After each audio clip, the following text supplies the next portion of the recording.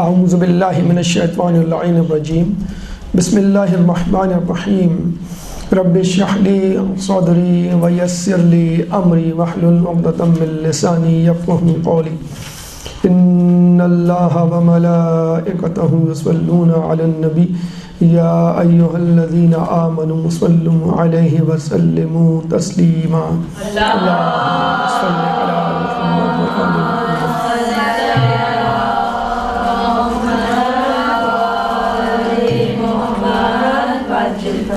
کسب معاش آج ہماری گفتگو کا موضوع ہے، یعنی اسلام میں روزی کمانے کی اہمیت، اس کے فوائد، نہ کمانے کے نقصانات، حرام روزی، مشتبہ روزی کے اثرات، اور اس کے بعد ہماری ذمہ داری کہ اس حوالے سے ہمیں کیا کرنا چاہیے۔ موضوع تو ویسے مردوں کے حوالے سے کیونکہ وہ مکلف ہے، کفیل ہے، لیکن چونکہ خواتین بھی آج کل میدان عمل میں سرگرم ہیں تو وہ بھی اس سے فائدہ اٹھا سکتی ہیں۔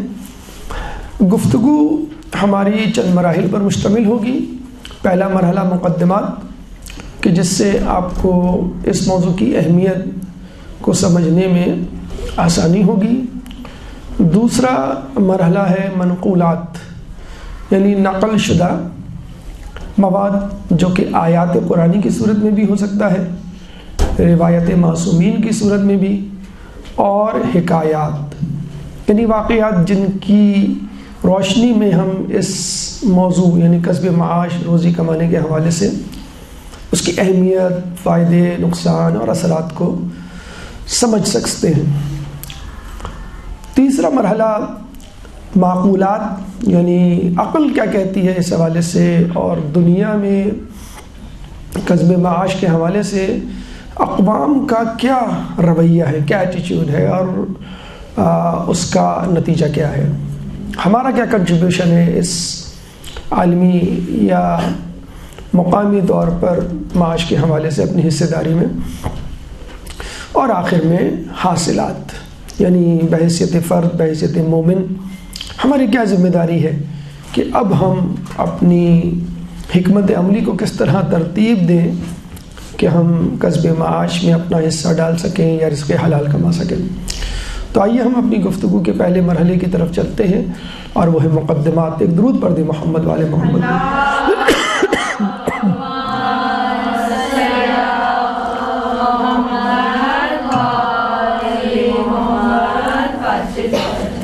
اللہ تعالیٰ سورہ حدید آیت نمبر 27، سورہ حدید قرآن کا 57واں سورہ ہے، چیپٹر 57 ورس نمبر 27، وَرُهْبَانِيَّةً ابْتَدَعُوهَا مَا كَتَبْنَاهَا عَلَيْهِمْ، کہ رہبانیت تو ان کی اپنی خود ساختہ ایجاد تھی، مَا كَتَبْنَاهَا عَلَيْهِمْ، ہم نے اس کو ان پر فرض نہیں کیا تھا۔ کتبہ یعنی لکھ دینا یا حکم صادر کرنا، ہم نے اس کو ان پر واجب نہیں کیا تھا۔ إِلَّا ابْتِغَاءَ رِضْوَانِ اللَّهِ، انہوں نے اس کو اس لیے اختیار کیا کہ اللہ کو راضی کر سکیں۔ فَمَا رَعَوْهَا حَقَّ رِعَایَتِهَا، لیکن انہوں نے اس کی بھی رعایت نہ کی جس طرح کے حق تھا ادا کرنے کا۔ رہبانیت یعنی تجرد کی زندگی، رہبانیت یعنی زندگی کو چھوڑ دینا، معاشرے کو چھوڑ دینا، بیوی بچوں کو چھوڑ دینا، دوست احباب کو چھوڑ دینا، کسی پہاڑ، کسی صحرا، کسی میدان، کسی بند جگہ پہ تنہائی میں اپنی زندگی کو گزار دینا، آئزولیشن میں، جو کہ اسلام میں تو حرام ہے، عیسائیت میں اب تک حلال ہے، حالانکہ یہ وہ طریقہ کار تھا اللہ کو راضی کرنے کا جو انہوں نے خود اڈاپٹ کیا تھا۔ یعنی جب عیسیٰ علیہ السلام کی قوم کو احساس ہوا کہ ہم پہ در پہ نافرمانیوں کے مرتکب ہو رہے ہیں، اللہ کو ناراض کر رہے ہیں، تو چلو ٹھیک ہے، ہم اللہ کو راضی کرنے کے لیے کچھ کرتے ہیں، کمپنسیشن، جیسے بچوں کو آپ ڈانٹ دیں تو بچے کہتے ہیں ٹھیک ہے امی میں جو ہوں اب یہ کام کروں گا، یہ کام کروں گا، یہ کام کروں گا، سب کام کروں گا جو آپ کرتی ہیں، مثلاً یہ ابو کیوں کہے. تو آپ کیا کہتے ہیں؟ نہیں بیٹا ہم یہ نہیں کہہ رہے کہ آپ ہماری جگہ لے لو، ہم یہ کہہ رہے ہیں کہ کم از کم تم اپنا کام کر لو، اپنی چیزیں اپنی جگہ پہ رکھو، کام کو پھیلاؤ مت، پڑھائی کرو وغیرہ وغیرہ. لیکن بچہ کہتا نہیں بس اب تو میں یہ کر لوں گا وہ کر لوں گا. تو پھر کیا ہوا، وہ پھر اپنے اوپر ایک بوجھ ڈال لیتا ہے اور اس کو پھر نبھا نہیں سکتا ہے، تو پھر وہ خود بیچارہ پھنس جاتا ہے، پریشان ہو جاتا ہے. مطلب آپ اس کو کہیں گے بھئی پڑھو تو وہ 2 گھنٹے پڑھنے کے بجائے 10 گھنٹے پڑھنا شروع کر دیتا ہے. تو وہ 1 دن پڑھے گا، 2 دن پڑھے گا پھر. تو اسی طرح عیسائیوں نے بھی کہا کہ بس اللہ نے منع کیا وہی کی عیسیٰ علیہ السلام کو، بھئی میں نہیں چاہتا کہ یہ تجرد کی زندگی گزاریں. تجرد یعنی سب کچھ چھوڑ کے بس الگ ہو جانا، اور بہت مشکل کام ہے یہ. بنی اسرائیل کے زمانے میں کسی زمانے میں تھا، اس سے پہلے تھا. اور آج کل کی جو سوشل لائف ہے، مطلب یہ ممکن ہی نہیں ہے عقلی طور پہ کہ انسان جو ہے بالکل آئسولیٹ ہو کے بیٹھ جائے. تو اللہ نے منع کیا لیکن انہوں نے اصرار کیا. تو اللہ نے کہا ٹھیک ہے اب تم خود اصرار کر رہے ہو تو جیسی تمہاری مرضی. تو وہ بڑے ہوشربا واقعات ہیں ان کے. کبھی آپ پڑھیں تو کوئی جو ہے وہ صحرا میں نکل گیا، کسی نے اپنے آپ کو جو ہے وہ درخت سے باندھ دیا عمر بھر کے لیے. کوئی جو ہے وہ عیسیٰ علیہ السلام کی طرح جو ہے وہ جو ان کے کہانیاں مشہور ہیں کہ عیسیٰ علیہ السلام مصلوب ہوئے، اپنی ہاتھوں پہ اور پیروں پہ کیلیں ٹھوک کر وہ کسی درخت سے کھڑا ہو گیا، کسی نے کھانا پینا بند کر دیا. یعنی جتنی شدت زحمت اپنے اوپر ڈال سکتے تھے تکلیف انہوں نے ڈالی کہ شاید اس سے ہمارا کفارہ ادا ہو جائے، اللہ ہم سے راضی ہو جائے.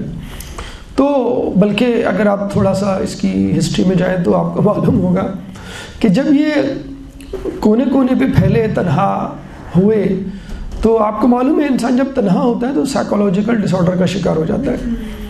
تو وہ نفسیاتی امراض کا شکار ہونے لگے، باولے اور بالکل پاگلوں اور مجنونوں کی طرح رہنے لگے. اب اس کا امپریشن لوگوں پہ اور غلط ہونے لگا. لوگ کہتے کہ یہ عیسائی ہے، یہ مذہبی ہے، یہ عابد ہے، یہ عالم ہے، یہ متقی پرہیزگار ہے. اچھا یہ تو بالکل پاگل ہے، مجنون ہے. تو اس کا مطلب متقی پرہیزگار عابد عالم ایسے ہوتے. اب جب ان کو فکر ہوئی تو انہوں نے کہا کہ کچھ کیا جائے. تو انہوں نے کیا کیا، تمام لوگوں کو کال کیا اور کہا کہ ہم آپ کے لیے ایک کلیکٹیو، ایک اجتماعی جگہ بنا دیتے ہیں، وہاں پہ آپ تجرد کی زندگی گزاریں. یعنی تمام تجرد کی زندگی گزارنے والوں کو ایک جگہ جمع کر لیا. جیسے اعتکاف ہم دیکھتے ہیں، اجتماعی اعتکاف، مسجد میں ایک جگہ بیٹھ کے تھوڑا سا حوصلہ رہتا ہے کہ بھی یہ بھی گھر کو چھوڑ کے آیا، یہ بھی گھر کو چھوڑ کے آیا، یہ بھی روزے سے ہے، یہ بھی پابندیاں جو ہے اس نے اپنے اوپر لاگو کی ہوئی ہے. تو اس میں بھی ایک مسئلہ یہ کھڑا ہوا کہ جب آدمی جیسے لائبریری میں آپ لوگ جاتے ہیں تو توجہ ہٹ جاتی ہے آپ کی، کوئی دائیں بائیں ہو، کوئی کھا رہا ہو، کوئی لکھ رہا ہو، کوئی ہنس رہا ہو، کوئی بعض اوقات باتیں کر رہا ہو. تو کیبنز بنا دیے جاتے ہیں آج کل نا، کیبنٹس چھوٹے چھوٹے کہ آپ کی فوکس جو ہے وہ.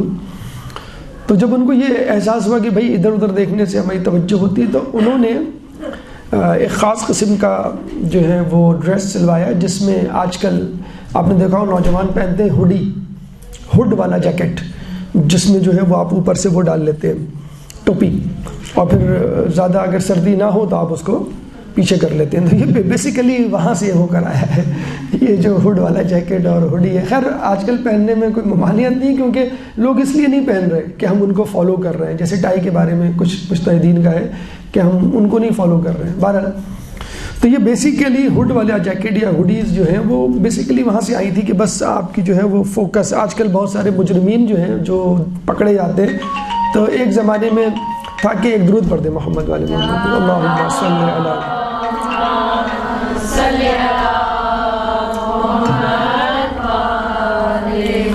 تو آپ اکیلے بھی رہنا چاہیں تو موبائل آپ کو اکیلے نہیں رہنے دے سکتا، اس کی گھنٹیاں جو ہے وہ مسلسل بجیں گی. تو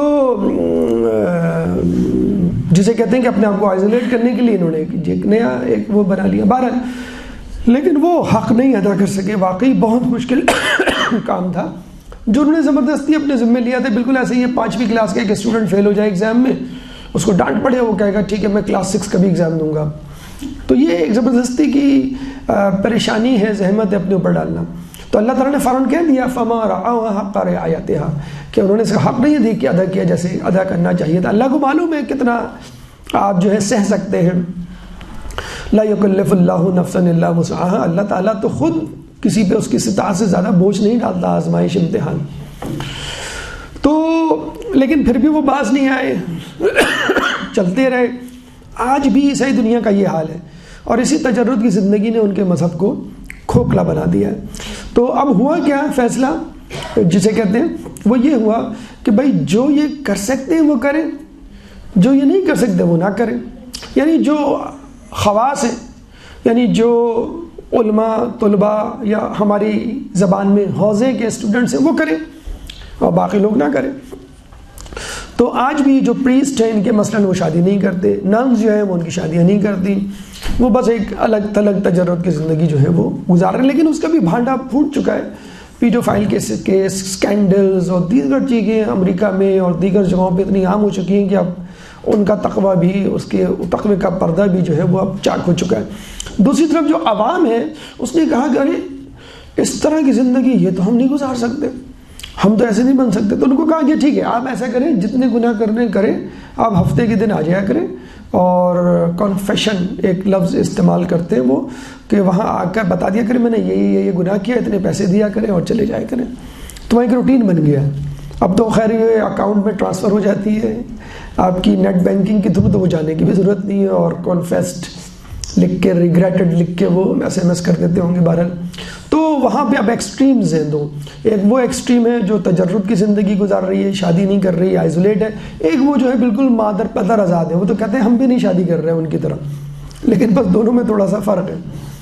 تو اسلام میں ایسا نہیں ہے. اسلام انتہا بلکہ امت وسطیٰ متوسطہ کہا گیا ہے، امت وسط کہا گیا ہے.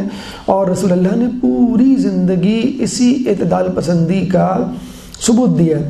ہمارے یہاں جو ہم دیکھتے ہیں جو دیندار طبقہ ہے وہ ناکام ہو جاتا ہے، مثلاً روزگار میں ناکام ہو جاتا ہے، مثلاً وہ دوست بنانے میں ناکام ہو جاتا ہے، وہ ہر دل عزیز شخصیت نہیں ہوتا، وہ جو ہے مثلاً شادی بیاہ کے معاملات جو ہیں اس میں لڑکیاں لڑکے دیندار وہ ناکام ان کی زندگی ازدواجی زندگی ہوتی ہے. تو وہ الزام تو معاشرے پہ ڈالتے ہیں، بھئی ہم تو متقی پرہیزگار تھے، ہم تو باپردہ تھے، یا ہم جو ہے وہ داڑھی والے تھے، ہم نماز پڑھتے تھے، ہم جو ہے حلال حرام کا خیال رکھتے تھے. معاشرے نے ہم کو ایسا نہیں ہے. کچھ جگہوں پر خود آپ کا بھی قصور ہوتا ہے. آپ کی حکمت عملی، آپ کی جسے کہتے ہیں روش ایسی نہیں ہوتی کہ لوگ اس کو قبول کریں. ہر وقت جو ہے وہ درس دروس مجلس فلاں فلاں فلاں اس کی باتیں، تو آدمی کہتا ہے ان کے ساتھ بیٹھ کے تو اس کے علاوہ کوئی آپ بات ہی نہیں کر سکتے مثلا. تو اسلام نے واضح طور پہ اعتدال پسندی کا آپ کو سبق دیا ہے. اور واضح طور پہ ایک واقعہ بھی ہمیں ملتا ہے، آپ نے سنا بھی ہوگا کہ کچھ لوگ جو ہے وہ 3 افراد آئے رسول کے پاس، اتفاقاً رسول اس وقت وہاں موجود نہیں تھے. تو لوگوں نے پوچھا کیوں آئے ہو؟ کہ ہم رسول کو بتانے آئے تھے. کیا بتانے آئے تھے؟ ایک نے کہا کہ میں عمر بھر شادی نہیں کروں گا، دوسرے نے کہا میں عمر بھر لذیذ غذا نہیں کھاؤں گا، تیسرے نے کہا میں عمر بھر جو ہوں وہ گھر والوں کے ساتھ نہیں رہوں گا، تنہا رہوں گا. اب رسول تھے نہیں، یہ کیا کہ وہ چلے گئے. رسول آئے، جب رسول نے سنا تو کہتے ہیں کہ رسول اللہ غصے سے ممبر کی طرف گئے. اور رسول اللہ کا یہ طریقہ کار ہوا کرتا تھا کہ جب بہت زیادہ شدید غصے میں ہوتے تو ممبر پہ جاتے اور خطبہ دیتے. اور عربی میں ایک لفظ بولا جاتا ہے کہ ردا، گھسٹتی جا رہی تھی چادر، یعنی ان کو اس بات کا بھی نہیں خیال تھا کہ میرا لباس جو ہے وہ زمین سے گھسٹ رہا ہے. وہ غصے میں جا کے انہوں نے خطبہ دیا جو مختصراً جس کا مفہوم یہ تھا کہ کچھ لوگ آئے تھے جنہوں نے اس طرح کہا کہ میں شادی نہیں کروں گا، میں لذیذ غذا نہیں کھاؤں گا، میں گھر والوں کے ساتھ معاشرے کے ساتھ نہیں رہوں گا، کہیں نکل جاؤں گا. تو سن لوگوں کو میں نکاح بھی کرتا ہوں، میں لذیذ غذائیں بھی کھاتا ہوں، میں لوگوں کے ساتھ بھی رہتا ہوں، اور جو ایسا نہ کرے وہ مجھ میں سے نہیں ہے. حتیٰ کہ نکاح کے لیے تو کہا گیا ہے النکاح سنتی فمن رغب عن سنتی فلیس منی، کہ نکاح میری سنت ہے، جس نے اس سے روح گردانی کی. یہ حدیث آپ نکاح کے خطبے میں اکثر سنتے ہوں گے. وہ مجھ میں سے نہیں، وہ ہم میں سے نہیں. تو واضح طور پہ کلیئر کٹ میسج رسول اللہ نے دے دیا کہ آج کے بعد کوئی یہ نہ کہے. لوگوں کا اصل میں کانسیپٹ یہ تھا کہ رسول سے پہلے عیسیٰ علیہ السلام تھے، عیسیٰ علیہ السلام نے شادی نہیں کی، مریم علیہ السلام ان کی والدہ نے بھی شادی نہیں کی تھی. اور اچھا عیسیٰ علیہ السلام کا یہ تھا 33 سال کی عمر میں انتقال کر گئے تھے، اور وہ سفر میں بہت رہتے تھے. ان کی اگر آپ ہسٹری پڑھیں تو ایک وجہ یہ بھی ملتی ہے کم عمری اور ٹریولنگ بہت تھی ان کی، اس وجہ سے شادی کی فرصت نہ مل سکی، اور عمر بھی کوئی خاص زیادہ نہیں تھی، اور ایک طرح کی اللہ تعالیٰ کی آزمائش بھی تھی لوگوں کو بتلانے اور دکھلانے کے لیے، لیکن انہوں نے کبھی کوئی ایسا میسج یا حکم نہیں صادر فرمایا۔ تو لوگ یہ سمجھے کہ رسول اللہ گریجولی سلولی ہم کو تیار کر رہے ہیں، اور at the end of the day ہم کو یہی کہا جائے گا کہ بس اب تم سب کچھ چھوڑ کر مسجد میں آ کے بیٹھ جاؤ۔ تو لوگ جسے کہتے ہیں نا کہ وہ جمپ کرنے کی کوشش کرتے ہیں اور اپنے لیڈر سے آگے نکلنے کی کوشش کرتے ہیں، کہ کچھ لوگوں نے کہا چلو ہم پہلے سے اس مقام پر پہنچ جاتے ہیں۔ تو لوگوں نے یہ کہا، لیکن رسول اللہ نے clear cut from the beginning کہہ دیا کہ میں تو یہ پیغام، یہ میسج، یہ تھیوری لے کر ہی نہیں آیا ہوں، میرا تو انداز ہی الگ ہے، بالکل ماڈریٹ میں بھی زندگی گزارنا۔ تو یہ تو ہمارے لیے ایک بہت بڑا تحفہ ہے، بہت بڑا انعام ہے کہ اللہ تعالیٰ نے اتنی گنجائش رکھی ہوئی ہے، شادی کی گنجائش ہے، پیسہ کمانے کی گنجائش ہے، لوگوں میں گھومنے پھرنے سوشلائز ہونے کی گنجائش ہے، کسی قسم کی کوئی قدغن، کوئی قید و بند نہیں ہے سوائے حلال حرام۔ کھانے پینے کے لیے بھی کہہ دیا سب کچھ کھاؤ، حلال حرام کو ذہن میں رکھتے ہوئے کماؤ جتنا کمانا ہے۔ کہیں کسی حدیث میں، قرآن کی آیت میں نہیں ہے کہ اتنے لاکھ کمانا ہے، اتنے ہزار کمانا ہے یا اتنے کروڑ کمانا ہے، کہیں نہیں ہے۔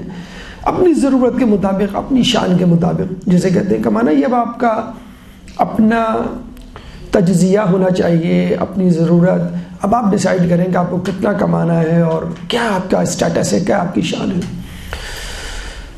تو بہرحال اگر ہم تجرد کی زندگی، یعنی سب کچھ چھوڑ چھاڑ کر ہم جو ہے وہ اکیلے تنہا زندگی گزار لیں، تجرد کی زندگی کے مقابلے میں اگر ضد رکھیں کسی ایک لفظ، کسی ایک چیز کو، اور پوچھیں کہ اس کی ضد کیا ہے، پھر تو ہمارے خیال میں اس کی ضد بنے گی پیسہ، مال۔ کیونکہ تجرد کی زندگی کا مطلب ہے آپ نے دنیا کو چھوڑ دیا، اور پیسے کا مطلب ہے آپ نے دنیا کو خریدنا شروع کیا۔ جتنا زیادہ پیسہ ہوگا اتنا زیادہ آپ دنیا کو خریدتے چلے جائیں گے، اتنا زیادہ آپ دنیا میں انوالو ہوتے چلے جائیں گے۔ تو بس یہاں سے لوگوں میں تھوڑا سا مسکانسیپٹ پیدا ہوتا ہے کہ اگر ہم نے پیسہ ہاتھ میں لیا تو بس ہم جو ہے وہ دنیا کی طرف ہو جائیں گے، اور دنیا کی تو بڑی لعنت ملامت کی گئی ہے، دنیا کے بارے میں تو بہت برا بھلا کہا گیا ہے، دنیا کو جو ہے قید خانہ کہا گیا ہے، دنیا کو جو ہے وہ کہا گیا ہے کہ جیسے جزامی کے ہاتھ میں سور کی ہڈی وغیرہ وغیرہ۔ اور یہ حقیقت ہے، ان روایات کی اپنی جگہ اہمیت اور حیثیت، لیکن تھوڑا سا اگر کہتے ہیں دقت سے آپ اس کا مشاہدہ کریں تو در حقیقت دنیا کی جو حقیقت حدیث میں بتائی گئی ہے وہ آخرت کے مقابلے میں ہے۔ اب پوری دنیا، یعنی زمین کو فرض کر لیں، ہم لے لیں، اس کی بادشاہت کو لے لیں، اس کے خزانوں کو لے لیں، تو حقیقت میں مچھر کے پر کے برابر بھی نہیں ہے اگر ہم آخرت کو ذہن میں رکھیں۔ اب اس کا مطلب یہ نہیں ہے کہ آپ بالکل استفادہ ہی نہیں کریں۔ وہ ایک شخص نے دنیا کو بڑا برا بھلا کہہ رہا تھا، تو مولا نے کہا کہ تو کس دنیا کو برا بھلا کہہ رہا ہے؟ اسی دنیا سے تو تجھے جنت کمانی ہے، اسی دنیا میں رہ کر ہی تو آپ جنت میں جائیں گے۔ آپ کہیں کہ نہیں میں جو ہوں وہ ڈائریکٹ جنت میں چلا جاؤں، تو وہ خدا تو یہ پوچھے گا بھی تم نے دنیا میں کیا کیا۔ اب آپ کہیں گے بھائی میں نے تو دنیا کو لات مار دی تھی، میں نے تو دنیا سے کچھ لیا ہی نہیں۔ تو بھائی اگر آپ نے کچھ لیا نہیں، اس کا مطلب آپ نے کچھ نہیں کیا، آپ کو دنیا میں رہتے ہوئے جنت کمانی تھی۔ اب آئیے ہم چلتے ہیں اس مقدماتی گفتگو کے بعد کہ دوسرے مرحلے کی طرف، منقولات کے آیات و روایات و حکایات کیا کہتی ہیں اس ضمن میں، اہمیت، فوائد، اثرات۔ ایک درود پڑھ دیں محمد والے محمد میں۔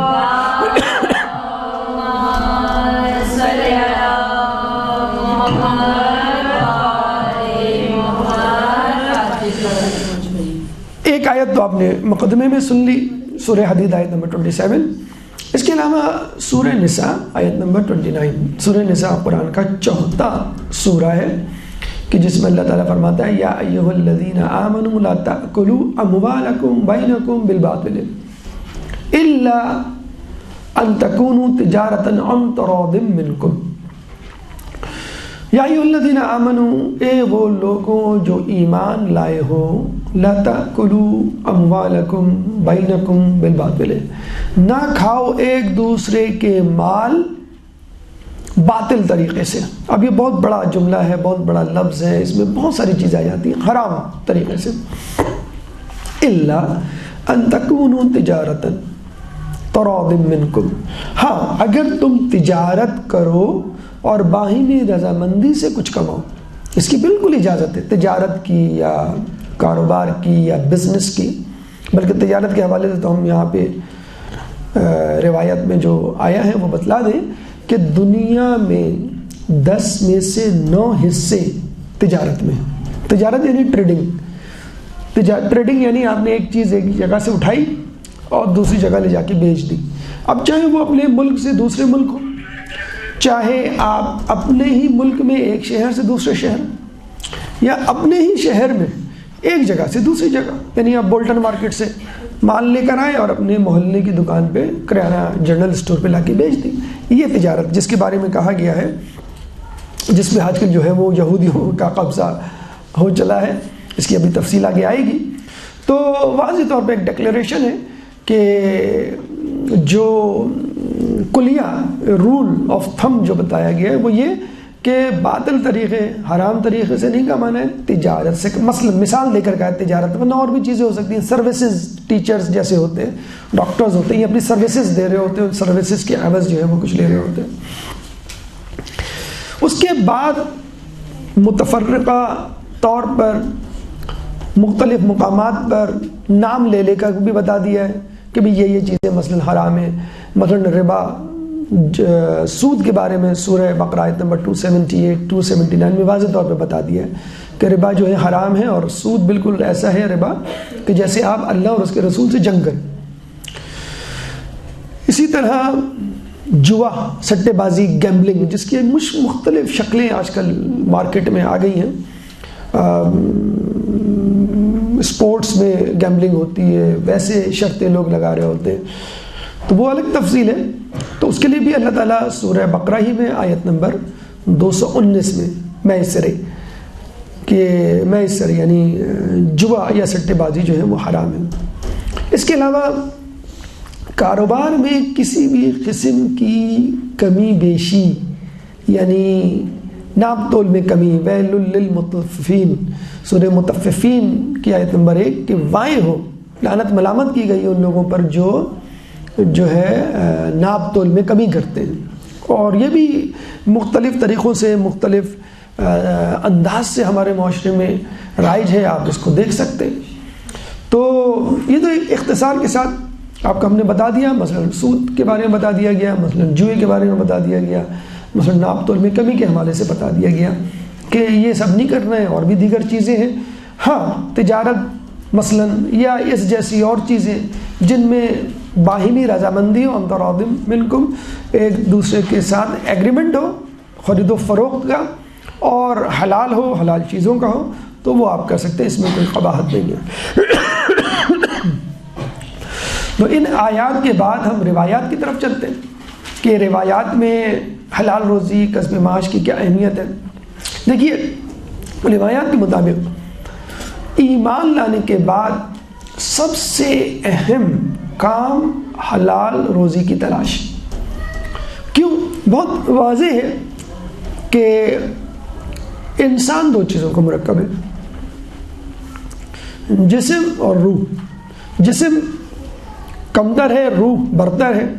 روح کی غذا ایمان ہے, یعنی اگر آپ نے ایمان حاصل کر لیا, اپنی روح کا تزکیہ نفس کر لیا, کیونکہ ایمان جب آپ حاصل کریں گے تو معرفت الہی, معرفت انبیاء, معرفت معصومین, پھر اللہ کی کتاب, اللہ کے احکامات, تمام معرفتیں آپ کو حاصل ہوتی چلی جائیں گی, اور پھر حلال حرام کو ذہن میں رکھتے ہوئے آپ زندگی گزاریں گے. لیکن دوسری طرف آپ کے ساتھ جسم بھی ہے, اس کو بھی زندہ رکھنا ہے, مادی وسائل اس کو فراہم کرنے ہیں. تو اللہ کہہ رہا ہے کہ ٹھیک ہے, تم نے روح کو حاصل کر لیا, یعنی روح کی تازگی, روح کا تزکیہ نفس, اور روح کے لیے ایمان جو کہ اہم ترین ہے وہ لے لیا. اب جو ہے وہ تم کو جسم کی فکر کرنی چاہیے, یعنی جسم کی بھی فکر کرو. تو ایمان لانے کے بعد موسٹ امپورٹنٹ کام جو ہے وہ آپ کا کیا ہے؟ رزق حلال کی تلاش. تو اگر مرد حضرات یا خواتین یا جو بھی صبح جاتے ہیں شام کو آتے ہیں تو اس میں کوئی قباحت نہیں, ٹھیک ہے, ان کا ایمان سلامت ہیں، اب وہ روزی کی تلاش میں گئے۔ کچھ لوگ بیچارے افسوس کر رہے ہوتے، صبح جاتے ہیں شام جاتے ہیں، دنیا میں پڑے ہوئے ہیں، دنیا داری میں لگے ہوئے ہیں، تو بھائی یہ دنیا داری نہیں ہے، یہ رسول کی سنت پہ آپ عمل کر رہے ہیں۔ لوگ کہتے ہیں بھائی آپ لوگ تو ماشاءاللہ مدرسے سے وابستہ ہیں، مجلس ہے، درس ہے، مجالس ہیں، تبلیغات ہیں، کتابیں ہیں، ماشاءاللہ کیا آپ کی زندگی ہے، صبح سے شام تک کا جو ہے آپ دین کا کام کر رہے ہیں۔ نہیں بھائی، آپ بھی دین کا کام کر رہے ہیں۔ آپ جو صبح جا رہے ہیں شام کو آ رہے ہیں، کسب کر رہے ہیں، معاش رزق حلال کما رہے ہیں، خدا کے رسول کی حدیث کے مطابق یہ موسٹ امپورٹنٹ ہے آفٹر ایمان۔ تو ایمان لانے کے بعد جو اہم ترین کام ہے یہ آپ کا عبادت میں گزر رہا ہے، جبکہ بلکہ ہم نے شاید پہلے بھی حدیث سنائی تھی آپ کو کہ اگر کوئی شخص بازار جاتا ہے اپنے گھر والوں کے لیے کچھ خرید کے لاتا ہے تو یہ بالکل ایسا ہی ہے کہ وہ حاجت مندوں کی حاجت روائی کر رہا ہے۔ آپ کے گھر والے بیوی بچے کمزور بزرگ ناتواں، اچھا یہ ان کی بات نہیں ہو رہی جو آپ کے پڑوس میں ہیں، مدرسے میں ہیں، مسجد میں ہیں، کوئی ضرورت مند ہے، نہیں، آپ کے اپنے گھر والے جن کی کفالت آپ پر واجب ہے ان کی بات ہو رہی ہے۔ جب وہ جاتا ہے ان کے لیے کفالت کے لیے کچھ پیسے کماتا ہے، ان کے لیے کچھ لے کر آتا ہے، تو بالکل ایسا ہی ہے کہ جیسے کہ اس نے کسی حاجت مند کی حاجت روائی کی۔ تو یہ سب سے امپورٹنٹ کام جو آپ کو ذہن میں رکھنا ہے کہ انسان کے لیے سب سے اہم کام ایمان لانے کے بعد حلال روزی کی تلاش ہے۔ اس کے بعد کہتے ہیں کہ اب جیسے ہم اکثر سنتے ہیں اور ایک خواہش بھی ذہن میں ہوتی ہے کہ انبیاء سب سے اعلیٰ درجے پہ ہوں گے کیونکہ وہ افضل ترین لوگ ہیں، لیکن اگر کسی کو نبی نہیں بنایا گیا تو اس کا مطلب یہ نہیں ہے کہ اس کو محروم کر دیا گیا اس اسٹیٹس سے۔ اسٹیٹس کا مطلب ریوارڈ، وہ اجر جو نبی کو ملے گا کیا آپ کو نہیں مل سکتا؟ یا اس کا پڑوس، جیسے کہ ہم نے اس سے پہلے کی درس نشست میں آپ سے گفتگو کی تھی، ماں کی خدمت ہے مثلا، یا عبادت کرنے والا وہ شخص جو کہ ماں کے احترام میں 40 سال تک عبادت کر رہا تھا کہ غلطی ہو گئی تھی اور وہ غلطی نہیں تھی اور اس کی تلافی کے لیے، مغفرت کے لیے۔ تو بہت سارے ایسے کام طریقے ہیں جس سے آپ انبیاء کے درجے پر، تو احادیث کے مطابق ایماندار تاجر انبیاء کے ساتھ محشور ہوگا۔ انبیاء کے ساتھ محشور ہونے کا مطلب ہے اس کا سٹیٹس انبیاء کے ساتھ ہوگا، انبیاء جیسا پروٹوکول دیا جائے گا، انبیاء جیسا ریوارڈ دیا جائے گا۔ کیوں؟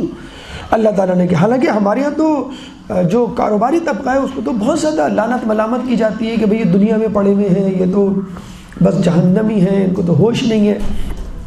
وہ ایک الگ بات ہے کہ انسان جو ہے وہ کاروباری مصروفیات میں اپنی نمازوں کو خطا کر ڈالے۔ وہ ایک شخص آیا نا امام ششم امام صادق علیہ السلام، ایک درود پڑھ دے محمد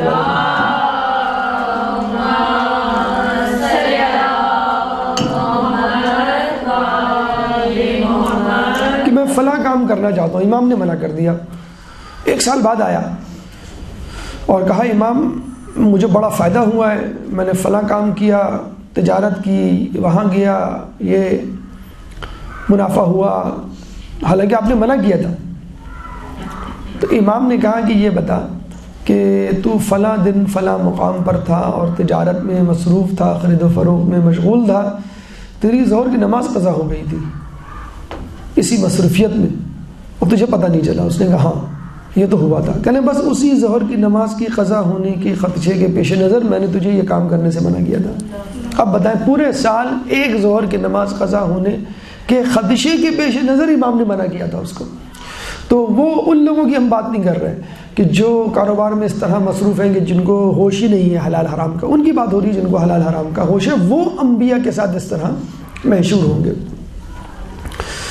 اچھا ایک اور بات کہ کہتے ہیں کہ جو تاجر یا جو شخص اپنے رزق کے لیے، حلال رزق کے لیے گھر سے نکلتا ہے، فرشتے اس کے گھر پلٹنے تک اس کے لیے دعا کرتے ہیں۔ فرشتوں کی دعا ہوتی ہے کن کے لیے؟ ایماندار تاجروں، ایماندار کسب معاش کے طریقے حاصل کرنے والوں کے لیے۔ اور اگر کوئی حرام طریقے سے چیز کماتا ہے تو فرشتے اس پر دن بھر لعنت کرتے ہیں۔ تو یہ ہے۔ اچھا پھر دوسری طرف ایک حرام لقمہ اگر پیٹ میں چلا جائے 40 دن تک انسان کی دعا قبول نہیں ہوتی. کتنی اہمیت ہے. یعنی ایک طرف ایمانداری سے کمانے پر فرشتے آپ کے ساتھ ساتھ ہیں، اور دوسری طرف ایک لقمہ بھی چلا جائے پیٹ میں حرام کا تو انسان جو ہے وہ محروم ہو جاتا ہے بہت ساری چیزوں سے، جس میں اہم ترین چیز کیا ہے وہ دعا، کہ انسان کی دعا ہی قبول نہیں ہوتی، جو کہ دوسرے الفاظوں میں بھی احادیث میں موجود ہے اس طرح کے طریقے. اچھا اب آئیے اس طرف کہ اہمیت کیا ہے. ایک انسان کما رہا ہے اور دوسرا انسان نہیں کما رہا، لیکن جو کما رہا ہے وہ بس واجبات پہ عمل کرتا ہے اور کمائی میں مصروف ہے. جو نہیں کما رہا وہ بہت بڑا متقی پرہیزگار ہے، عبادت میں اتنا مشغول ہے اس کو اس پر ٹائم نہیں ہے. اب ان کا کمپیریزن دیکھ لیں، رسول اور ائمہ کی نگاہ میں کیا کمپیریزن ہے. دیکھیے اب یہ تھوڑا سا حکایات کا سلسلہ کہ کچھ واقعات آپ کے سامنے پیش کر کے یہ ثابت کیا جائے گا کہ کیا اہمیت کسب معاش کی، اور اگر حرام یا مشکوک لقمہ چلا جائے تو اس کے کیا اثرات. ایک درود پڑھ دیں محمد والے محمد.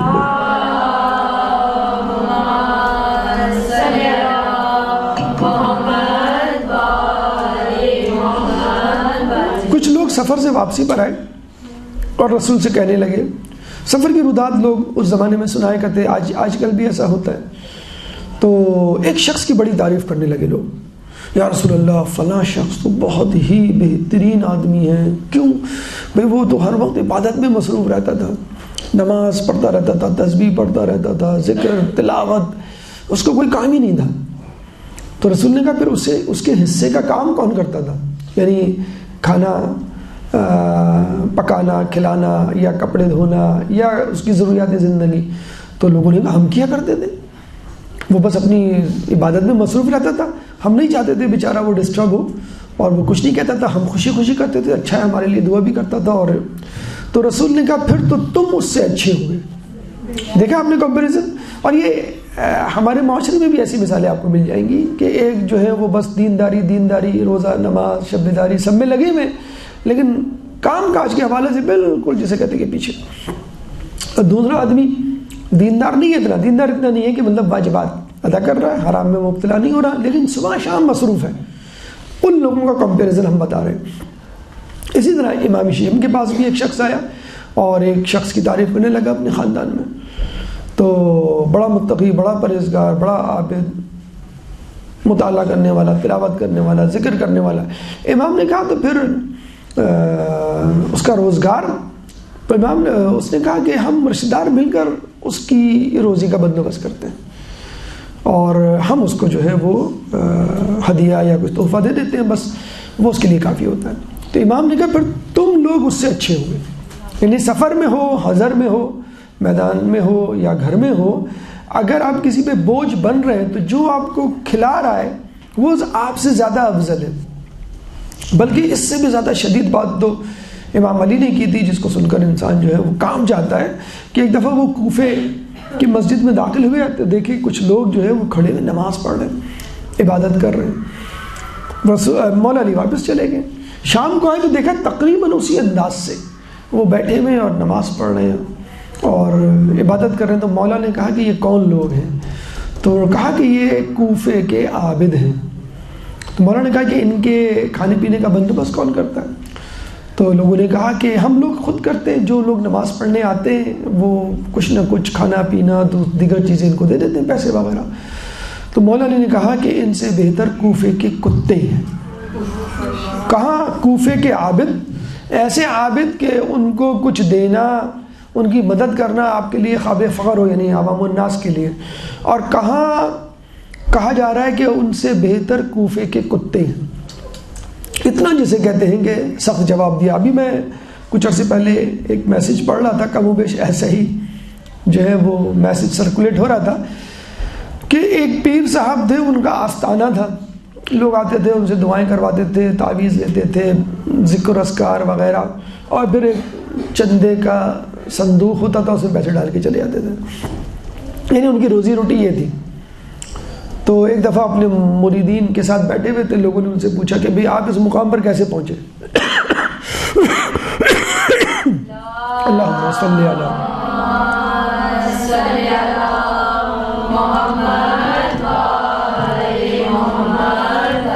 آپ اس مقام پر کیسے پہنچے؟ تو انہوں نے کہا کہ میں ایک بہت بڑا کاروباری شخص تھا، میری فیکٹریاں تھیں، بزنس تھا، اور مجھے بڑا فخر تھا، تکبر تھا اپنے اوپر کہ میں خود اپنے ہاتھ سے کماتا ہوں اور خود جو ہے وہ اپنا بوجھ اٹھاتا ہوں، اور یہ جو کہا جاتا ہے کہ آپ کچھ نہ کریں پھر بھی اللہ آپ کو دے گا، یہ کیسے ممکن ہے؟ ایک دفعہ میں جا رہا تھا، میری گاڑی کہیں خراب ہو گئی تو میں نے دیکھا سامنے گڑھا ہے، وہاں ایک کتا زخمی حالت میں پڑا ہوا ہے۔ تھوڑی دیر بعد ایک دوسرا کتا آیا اپنے منہ میں روٹی لے کر اور اس کتے کو کھلانے لگا۔ یہاں سے مجھے احساس ہوا کہ کچھ بھی ہو رزق تو پہنچ جاتا ہے۔ پھر میں نے اپنی فیکٹری کو تالا لگایا، سارا کاروبار بیچا اور بس یہاں کے بیٹھ گیا۔ تو وہاں پہ ایک نوجوان بیٹھا ہوا تھا، اس نے کہا کہ آپ دوسرا کتا کیوں نہیں بنے؟ یعنی جو خود روٹی منہ میں لا کر آ کے اس کو کھلا رہا تھا، تو یہ بھی تو ممکن تھا کہ آپ اپنی فیکٹری بھی چلاتے، اپنے گھر کا خرچہ بھی چلاتے اور دوسروں کو بھی دیتے۔ تو اسلام دینے والے ہاتھ کو پسند کرتا ہے، لینے والے ہاتھ کو پسند نہیں کرتا۔ نہ اسلام یہ کہتا ہے کہ نہیں بھائی اب جو بھی آئے اس کو نہیں دینا کیونکہ مانگنا غلط ہے۔ ٹھیک ہے، پیشہ ورانہ طور پہ مانگنا غلط ہے، لیکن اگر پیشہ ورانہ گداگر اور یا ان لوگوں کے لیے بھی کہا گیا ہے کہ اگر کوئی اپنی عزت ملیا میٹ کر کے آپ سے کچھ مانگتا ہے تو کم از کم آپ خود اپنی عزت نہ خراب کریں، اگر دے سکتے ہیں۔ بلکہ امام سے کسی نے پوچھا، بعض لوگ پیشہ ور گداگر ہوتے ہیں تو کیا کریں ہم ان کا؟ ہمیں معلوم ہے یہ صبح بھی یہاں بیٹھا ہوا ہوگا۔ تو امام نے کہا کہ دیکھو جس کو دیکھ کے تمہارا دل پسیج جائے، دل نرم ہو جائے تو اس کو دینے میں کوئی حرج نہیں، یعنی ایک لٹمس ٹیسٹ ہے جو آپ ڈیسائیڈ کر سکتے ہیں میں اس کو دوں کہ نہ دوں۔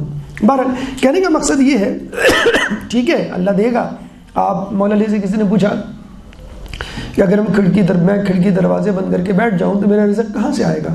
تو مولا نے کہا تیرا رزق وہاں سے آئے گا جہاں سے تیری موت آئے گی۔ دروازے کھڑکی بند کرنے کے باوجود موت کا فرشتہ آئے گا، دروازہ کھڑکی بند ہونے کے باوجود بھی آپ کو مل جائے گا رزق۔ لیکن مسئلہ پھر وہی ہے کہ کیا وہ رزق جس میں آپ خود کمائیں اور دوسروں کو دیں بہتر ہے، یا وہ کہ جس میں آپ دوسروں کے محتاج ہوں؟ مل تو ویسے بھی جائے گا۔ کہتے ہیں نا کہ رزق دو طرح سے ہوتے ہیں، ایک وہ رزق جس کو تم تلاش کرتے ہو اور ایک وہ رزق جو تم کو تلاش کرتا ہے۔ ایک تھوڑا سا مسکنسیپٹ ہمارے لوگوں میں ہے کہ بھئی جب رزق مل جائے گا تو ہم اتنی بھاگ دوڑ کیوں کریں؟ تو کہنے کا مقصد یہ ہے کہ ٹھیک ہے جتنا رزق لکھا ہوا ہے ہو سکتا ہے وہ سروائیول کے لیے لکھا ہوا آپ کی، لیکن کیا صرف 2 روٹیاں ہی آپ کو چاہیے؟ آپ کو کیا بجلی کا بل نہیں دینا ہے؟ آپ کو گیس کا بل نہیں دینا ہے؟ آپ کو گھر کا کرایہ نہیں دینا ہے؟ ایک زمانے میں تھا کہ یہ سب چیزیں نہیں ہوتی تھی، لیکن اب چیزیں اب یہ ہیں موجود۔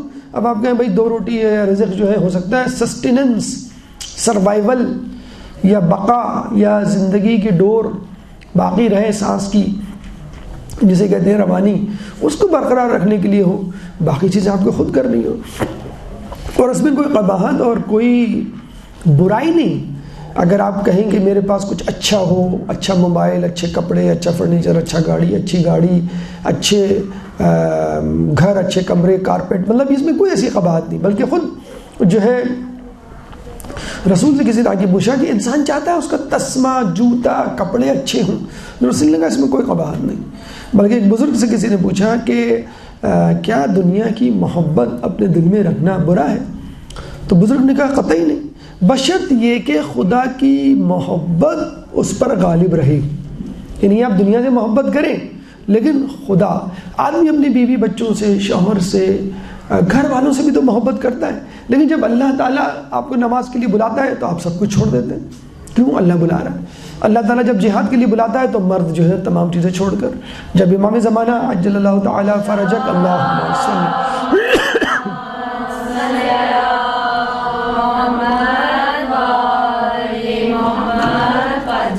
بلائیں گے تو وہ آپ ان کو بھی لبیک کہیں گے یہ تمام چیزیں چھوڑ کر۔ تو بہرحال تو کوفے کے تو وہ یہی کہا کہ کیا یہ بہتر نہیں ہے کہ آپ خود بھی کمائیں، کھائیں اور دوسروں کو بھی کھلائیں یا دیں؟ تو انسان اپنے آپ کو اس کیٹیگری میں رکھے کہ جس میں اللہ تعالیٰ خود اپنے آپ کو پسند کرتا ہے، یعنی دینے والا ہاتھ۔ اب آئیے اس طرف کہ انسان اگر کمائے کھلائے تو اس میں اگر کوئی کمی بیشی ہو جائے تو پھر اس کا کیا معاملہ ہے؟ اب کمانے کے لیے جو آپ کو اجازت دی ہے قرآن نے، جیسے تجارت کی اجازت دی ہے، دیگر حلال پیشوں کی اجازت دی ہے، اور پھر کہہ دیا گیا ہے کہ ویل للمطففین کے ناپ تول میں کمی نہیں، ان کو ذہن میں رکھتے ہوئے اگر آپ تجارت کریں گے تو ٹھیک ہے، نہیں رکھیں گے تو پھر آپ جو ہے وہ پریشانی کا شکار ہو سکتے ہیں۔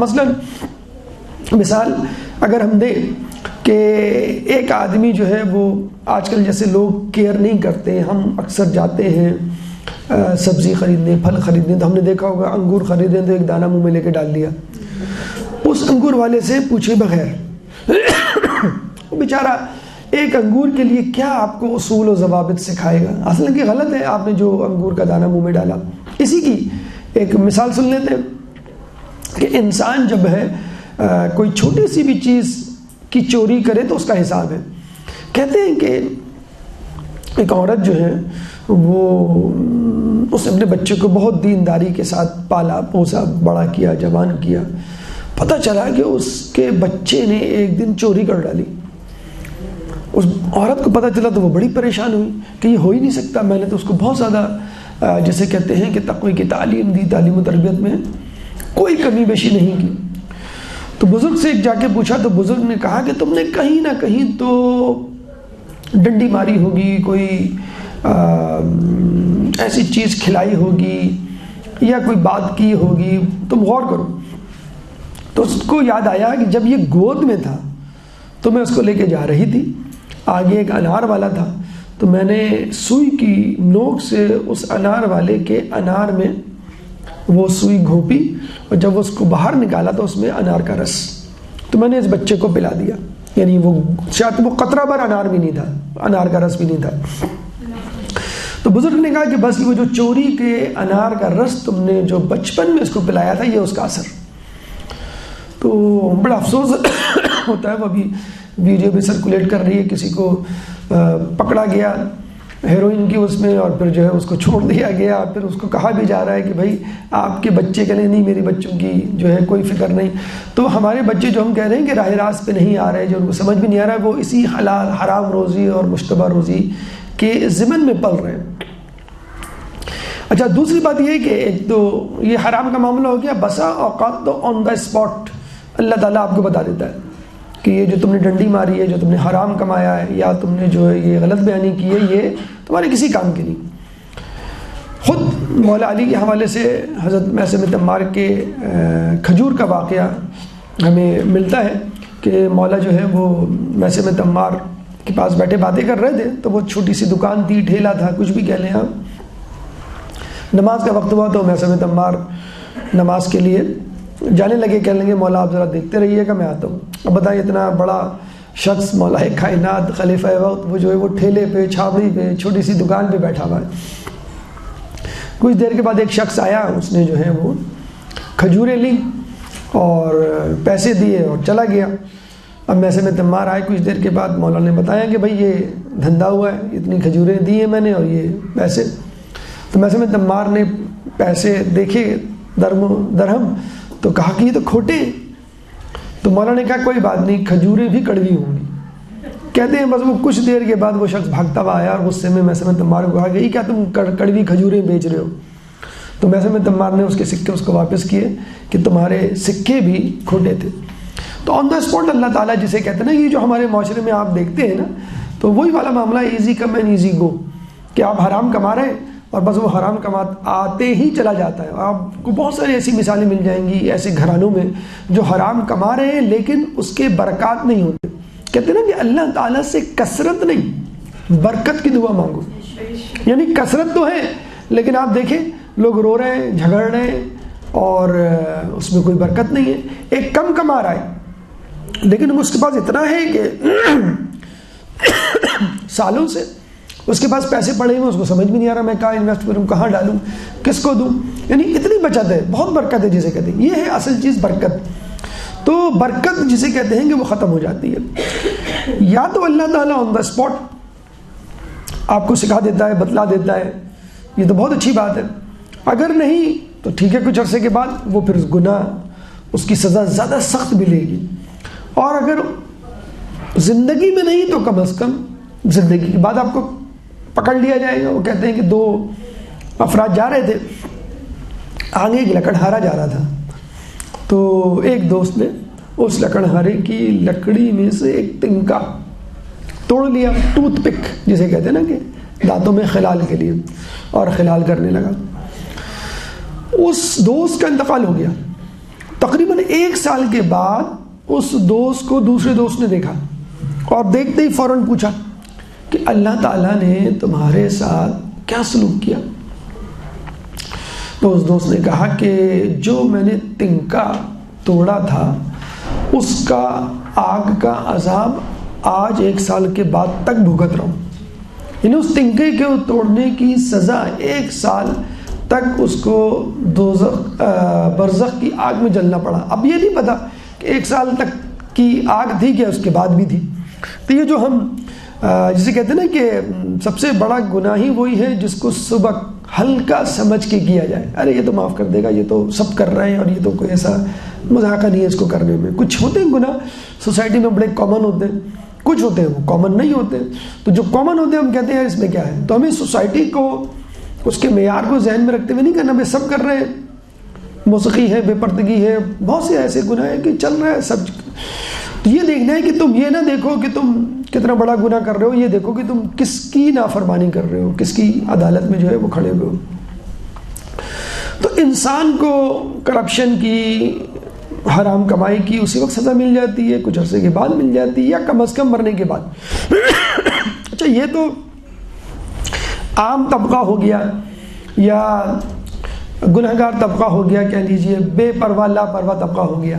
نیکوکاروں کے ساتھ کیا ہوتا ہے؟ آپ نے کبھی غور کیا ہوگا کہ اب مجھے نہیں معلوم لیکن ہوتا ہے نیکوکار لوگوں سے آپ بیٹھ کے باتیں کریں تو ان کو پتہ چلے گا، وہ آپ کو بتائیں گے کہ معلوم ہوتا ہے کہ ایمان کم ہو گیا، معلوم ہوتا ہے کہ ایمان بڑھ گیا۔ جیسے مجلس سن کر مثلاً آئے، ہم درس سن کر آئے تو ایک جوش، ایک ولولہ ہوتا ہے کہ بس اب ہم یہ کریں گے مثلاً، اور ایک جو ہے وہ لہو و لعب کی محفل ہوتی ہے، غیبت کی جاری ہوتی ہے، موسیقی یا ادھر ادھر، تو وہ آپ کو محسوس ہو رہا ہوتا ہے کہ ایمان میں کمی۔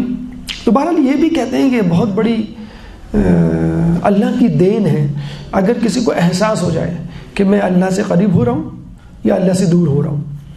یعنی اگر ایک بیمار آدمی کو اپنی علامات کی بنیاد پر معلوم ہو جائے کہ میں بیمار ہوں، بخار ہے مثلاً، درد ہے، تو یہ بہت اس کے لیے نعمت ہے۔ خدا نخواستہ کسی کو کینسر ہے، سالوں تک سمٹمز، سائنز نہیں ہے، اور جب وہ ٹیسٹ کرواتا ہے تو ایک دم سے پتہ چلتا ہے کہ بھئی یہ تو 1 سال سے تھا، آپ کو کتنی خطرناک بیماری ہے یہ۔ پہلے پتہ چل جاتا تو مسئلہ یا علاج آسان تھا۔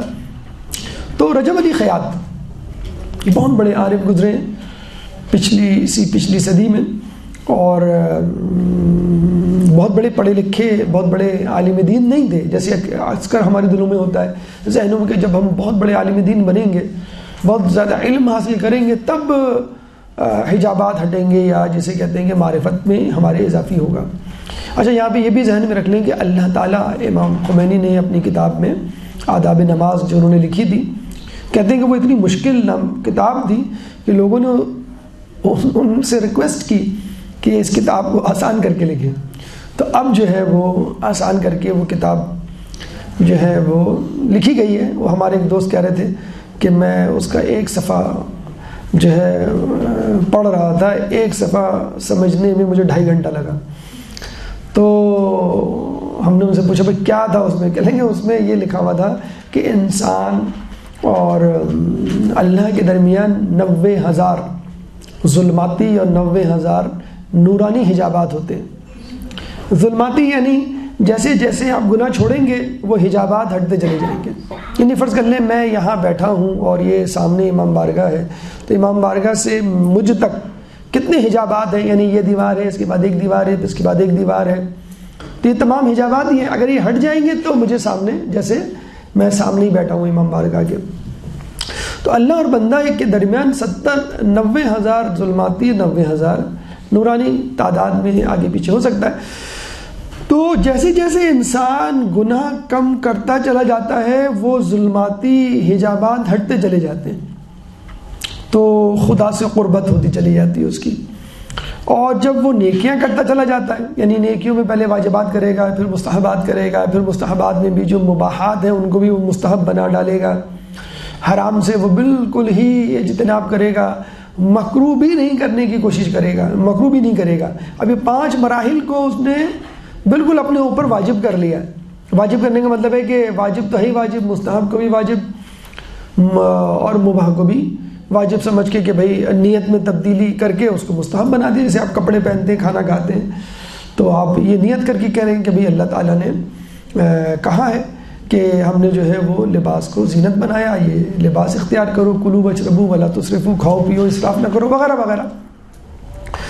اور حرام سے تو بچنا ہی ہے، مکروہات سے بھی حرام کی طرح بچنا ہے۔ غالباً ملتا ہے کہ ایک بزرگ نے کسی سے پوچھا، ایک جگہ ہے کہ رسول اللہ خواب میں آئے، ایک جگہ ہے کہ کسی بزرگ سے پوچھا کہ کیا بات ہے پہلے زمانے کے لوگ جو ہے وہ بڑے نیکوکار اور عارف ہوا کرتے تھے، اب نہیں ہوتے۔ تو انہوں نے کہا کہ پہلے زمانے کے لوگ یا تو حلال کو جانتے تھے یا حرام کو، یعنی ان کے نزدیک یا تو واجب تھا یا حرام، یعنی وہ مستحب کو بھی واجب سمجھ کے، مباح کو بھی واجب کی طرح نیت میں تبدیلی کر کے اس کو نیکی بنا کے کرتے تھے، اور مکروہ سے بھی اس طرح بچتے تھے جیسے وہ حرام ہو۔ اور اب جو ہے لوگ کہتے ہیں مکروہ ہی تو ہے، کیا وہ کر لو، یا مستحب ہے کوئی ضروری تھوڑی ہے نہ کرو۔ تو خیر اس میں بھی علماء کی تاکیدات یہ ہیں کہ کم از کم وہ مستحبات جو آسان ہوں، کم وقت لیتے ہوں، زحمت نہ ہو، ثواب زیادہ ہو، تو کیوں نہ کرے اس کو۔ جیسے تسبیح فاطمۃ الزہرا سلام اللہ علیہا ہے، اللہم صلی علی،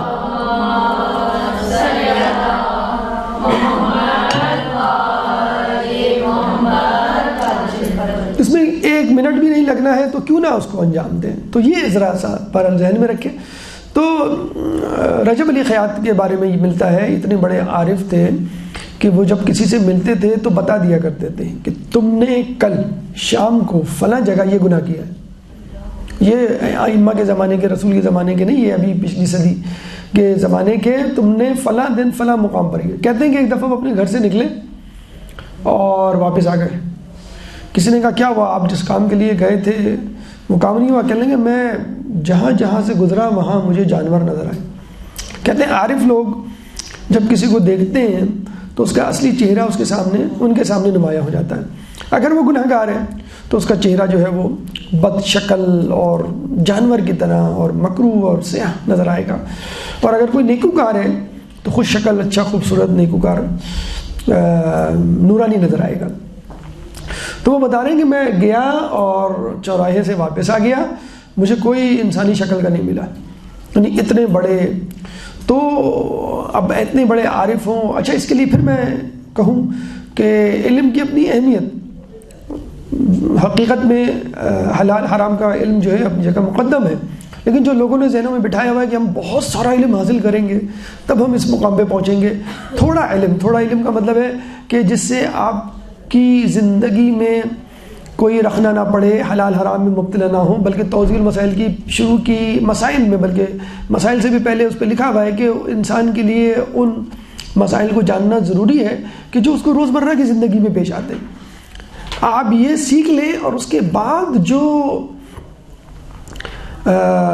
باتیں ہیں حدیث میں، ممنوعات، مکروہات، اسی طرح واجبات اور محرمات قرآن میں، ان پہ ڈٹ جائیں، پھر آپ دیکھیے آپ کے اندر کتنی جلدی تبدیلی آئے گی۔ آپ کو پتہ، کم از کم اس بات کو تو اندازہ ہو جائے گا کہ میرے ایمان میں اضافہ ہو رہا ہے یا میرے ایمان میں کمی ہو رہی ہے۔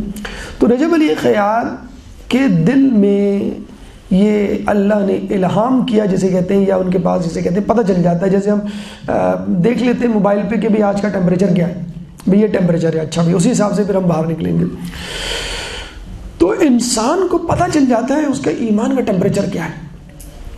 تو رجب علی خیاط کو احساس ہوا یکدم کہ حجابات پڑ گئے، یعنی مجھے فرض اللہ ابھی امام بارگاہ نظر آ رہی تھی، اب نظر نہیں آ رہی، حجابات آ گئے، دیواریں آ گئیں جس طرح عام لوگوں کے لیے آ جاتی ہیں۔ تو انہوں نے فوراً اللہ سے توسل کیا، اللہ سے جو ہے رابطہ کیا، اللہ سے دعا مانگی کہ اللہ یہ کیا معاملہ ہے، میرے اور تیرے درمیان اتنی دوری کیسے آ گئی؟ ہمیں تو خیر خیال بھی نہیں ہوتا غیبت کر. ایک درود پڑھ دیں محمد والے محمد کو.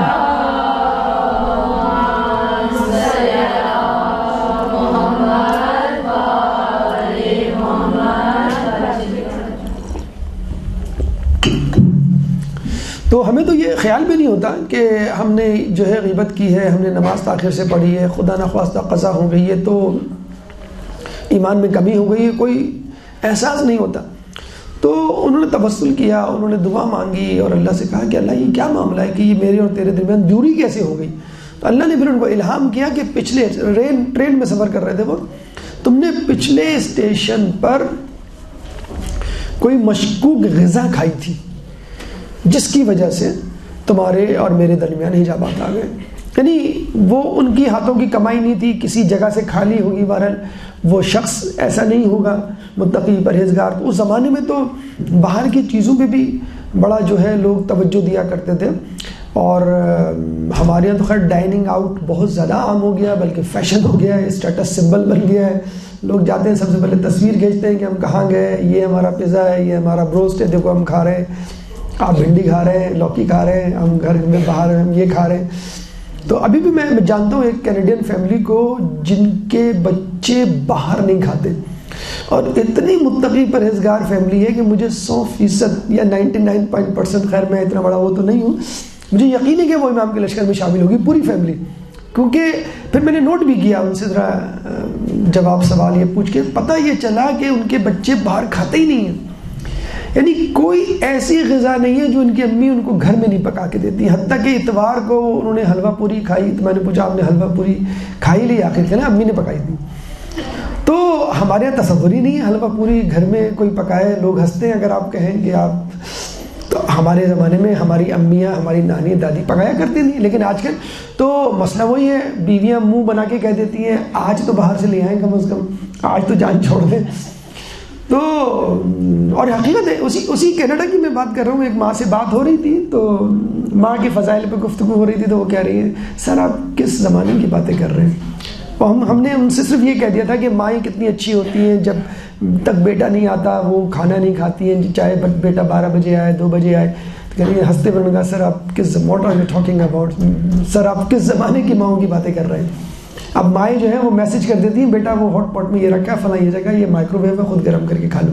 تو وہ اب ماؤں میں بھی وہ بات نہیں رہی، ظاہر بات ہے پھر بچوں کی تربیت میں وہ کیسی بات ہوگی. بہرحال تو آپ نے یہ دیکھا کہ گھر کا کھانا یا جسے کہتے ہیں مشکوک حلال کھانا، شیخ مرزا انصاری کے بارے میں شاید میں نے پڑھا تھا، کسی نے ان کو جب مرجعیت ملی تھی تو ان کی امی کو آگے بتلایا تھا کہ مبارک ہو آپ کا بیٹا مرجع عالم بن گیا ہے. جیسے کہتے ہیں کوئی کسی کا بیٹا ڈاکٹر بن جائے، انجینئر بن جائے، یا PhD کر لے، خوشی خوشی آگے بتاتے ہیں. تو ان کی ماں نے بہت ہی اطمینان سے جواب دیا میرے بیٹے کو اگر نبوت بھی مل جاتی نا تو مجھے کوئی حیرانی نہیں ہوتی. کہ کیوں؟ کہ میں نے اس بچے کو آج تک بغیر وضو کے دودھ نہیں پلایا. آج بھی ایسی مائیں ایسے لوگ موجود ہیں کہ جو چائے بنانے سے پہلے بھی سوچتے ہیں کہ ہم وضو کر لیں زیادہ بہتر ہے. کچھ لوگ کہتے ہیں کہ نہیں یار چائے کا پانی رکھ دو، جب تک وضو کریں گے چائے بن جائے گی. ٹائم سیو کرو، ثواب کی فکر نہیں کرو، ٹائم سیو کرو. تو بہرحال کہنے کا مقصد ہے کہ ان چیزوں کی بھی اپنی جگہ اہمیت ہوتی ہے. پھر انشاءاللہ گفتگو جاری ہوگی. ایک درود پڑھ دیں محمد والے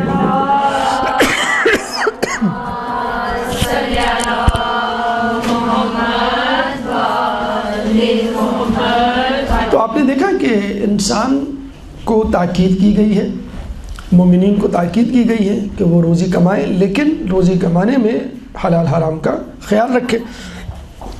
اور اگر نہیں رکھے گا تو پھر اس کے اثرات مرتب ہوں گے، فوری بھی ہو سکتے ہیں، تاخیر کے ساتھ بھی ہو سکتے ہیں، اس زندگی کے بعد بھی ہو سکتے ہیں.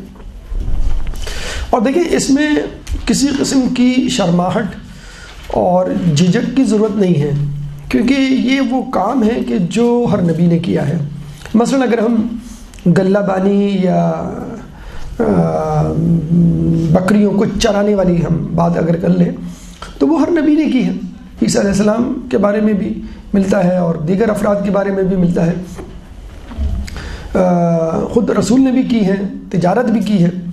اسی طرح ہم داؤد علیہ السلام کے حوالے سے کہہ لیں کہ ان کے پاس حکومت تھی، لیکن زرہ بنایا کرتے تھے. ان کے ہاتھ میں اللہ نے ایک وہ دی تھی ٹیکنیک کہہ لیں یا معجزہ کہہ لیجئے کہ لوہا ان کے ہاتھ میں آ کے نرم ہو جاتا تھا، تو وہ اس سے زرہ مولڈ کر کے مختلف زرہ بنایا کرتے تھے. عیسیٰ علیہ السلام کے حوالے سے کتنی خوبصورت حکایت ہمیں ملتی ہے کہ عیسیٰ علیہ السلام کے حواری جب ان کے ساتھ چلے تو وہ ایسی جگہ پہ پہنچے جہاں پہ کوئی آبادی نہیں تھی، کھانے پینے کا بندوبست نہیں تھا. تو اللہ تعالیٰ نے ان کے لیے بندوبست کر دیا کسی طرح کھانے پینے کا. تو جس طرح موسیٰ علیہ السلام کی قوم کے لیے کیا تھا. تو عیسیٰ علیہ السلام کے جو افراد تھے، اصحاب تھے، ان کے دل میں ایک بات پیدا ہوئی اور عیسیٰ علیہ السلام سے انہوں نے پوچھا کیا ہم سے بھی کوئی بہتر قوم ہے جو اس روئے زمین پر ہو، کیونکہ ہمارے لیے تو اللہ تعالیٰ نے آسمان سے غذا کا بندوبست کیا.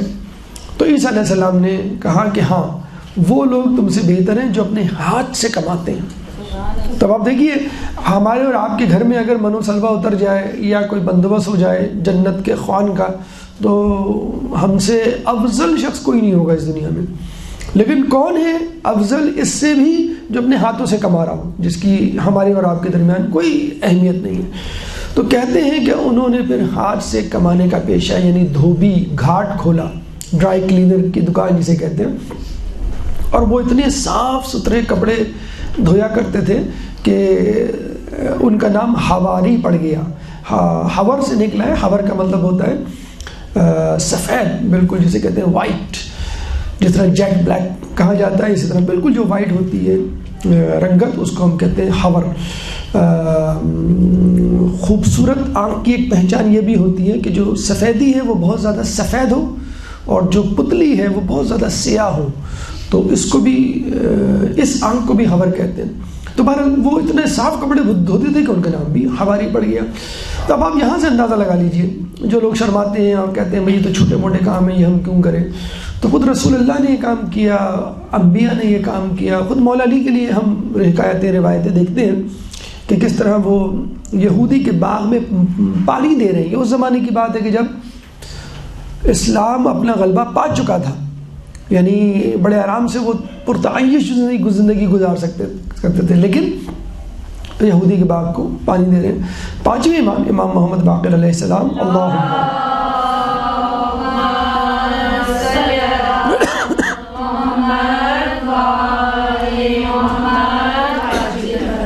کھیت سے کام کر کے آ رہے ہیں، بیلچا پھاوڑا کدال ان کے ہاتھ میں ہے، پسینے سے جو ہے شرابور ہیں.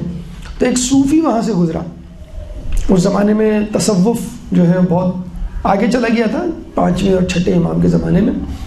اچھا دیکھیں، یہ بھی ایک بہت قابل توجہ بات ہے کہ ہمارے ائمہ کو، اللہ تعالیٰ کے منتخب نمائندوں کو ہر دور میں ہر طریقے سے نعوذ باللہ نیچا دکھانے کی کوشش کی گئی ہے.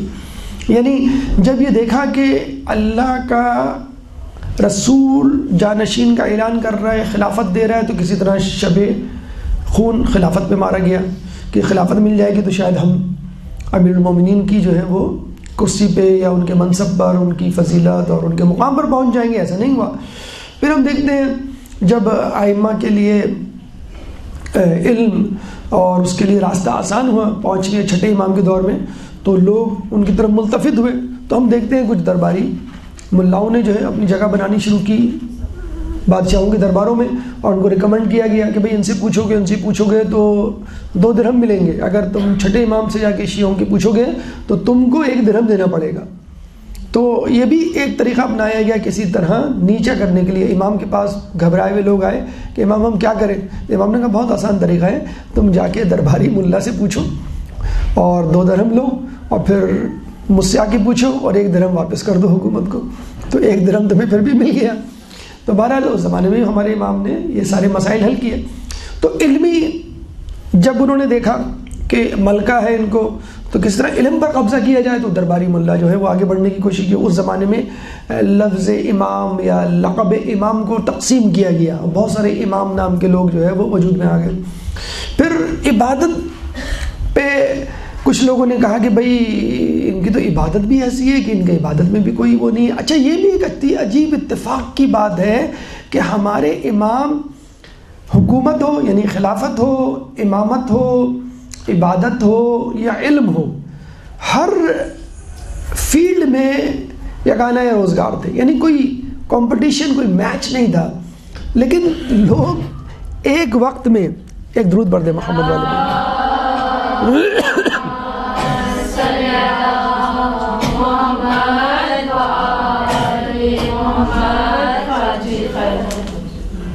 لوگ جو ہے وہ ایک وقت میں ایک ہی ایکسپرٹیز، ایک ہی فیلڈ میں ایکسپرٹ ہو سکتے تھے، خلافت میں ہو سکتے تھے، یا پھر جسے کہتے ہیں علمیت میں یا بھی عبادت میں. تو ہر فیلڈ کے مختلف لوگ وجود میں آئے. تو پانچویں چھٹے کے امام کے دور میں دیگر ائمہ یعنی اللہ، یہ تو ہمارے اللہ کے بنائے ہوئے امام تھے، لوگوں کے بنائے ہوئے امام بھی وجود میں آئے. اور جب عبادت کو دیکھا تو اس زمانے میں کچھ لوگ صوفی نام کے وجود میں آئے کہ جنہوں نے کہا کہ ہمیں جو ہے وہ امام سے کمپیٹ کرنا ہے اور ان جیسی عبادت کر کے دکھانا ہے لوگوں کو. تو جب وہ دیکھتے تھے اماموں کو تھوڑا بہتر لباس پہنے ہوئے تو وہ جل بھن کر کباب ہو جاتے تھے کہ بھائی دیکھیے ان کے امام جو ہے کتنی پرتعیش زندگی گزار رہے ہیں. یا وہ دیکھتے تھے مثلا پانچویں امام کو کہ وہ کدال بیلچا پھاوڑا لے کے آ رہے ہیں اور پسینے میں شرابور. تو ایک صوفی نے تنزن کہا کہ آل محمد کے امام دنیا کے لیے مرے جا رہے ہیں، یہ جملہ کہا تھا. تو امام نے کہا کہ میں وہ کام کیوں نہ کروں جو مجھ سے بہتر لوگوں نے کیا. مولا علی نے وہ کام کیا، رسول اللہ نے وہ کام کیا، انبیاء نے وہ کام کیا، کیا ایسا مسئلہ ہے اگر امام وہ کام کریں. تو رسول نے، انبیاء نے، ائمہ نے، تمام لوگوں نے یہ کام کیے. تو اس میں کسی بھی قسم کی قباحت کی ضرورت نہیں ہے کہ آدمی یہ سوچے کہ میں جو ہوں رزق حلال کماؤں گا تو بڑا عجیب سا لگے گا، دکان کھولوں گا تو بڑا عجیب سا لگے گا. بہرحال یہ حکایات تھی، آیات، روایات اور حکایات کی روشنی میں دوسرا مرحلہ منقولات کا مکمل ہوا. اب آئیے ہم تیسرے مرحلے کی طرف چلتے ہیں، معقولات. درود پڑھ دیں محمد والے محمد.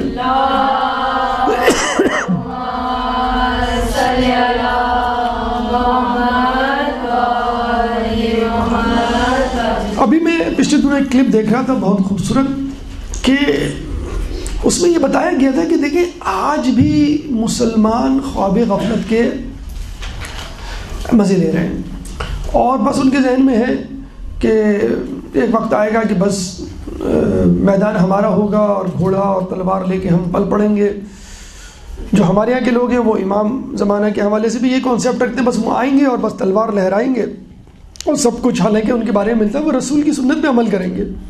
یعنی جس طرح رسول نے کیا کہ زبان سے اور تعویل سے، عقل شعور سے، مباحثے سے، پھر اگر نہیں ہو پائے گا تو پھر وہ تلوار نکالیں گے.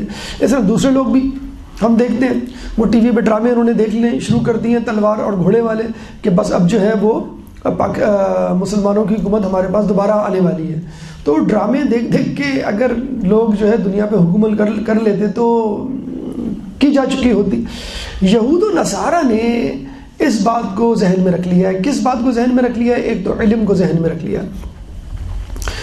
حدیث ہے واضح طور پہ کہ بادشاہ لوگوں پر حکومت کرتے ہیں، علم بادشاہ پہ حکومت کرتا ہے. یعنی یہ بات طے ہو گئی کہ حکومت سے بھی برتر، بہتر، طاقتور چیز علم ہے. اگر آدمی کے پاس علم ہو تو بادشاہ بھی اس کی نگاہ سامنے سرنگو ہو جاتے ہیں. تو آپ نے دیکھ لیا اس وقت مغربی عوام جو ہے اس علم کے پیچھے ہاتھ دھو کے پڑی ہوئی ہے، اور ہم نے جو ہے وہ قسم کھا لی ہے کہ ہمیں علم نہیں حاصل کرنا ہے.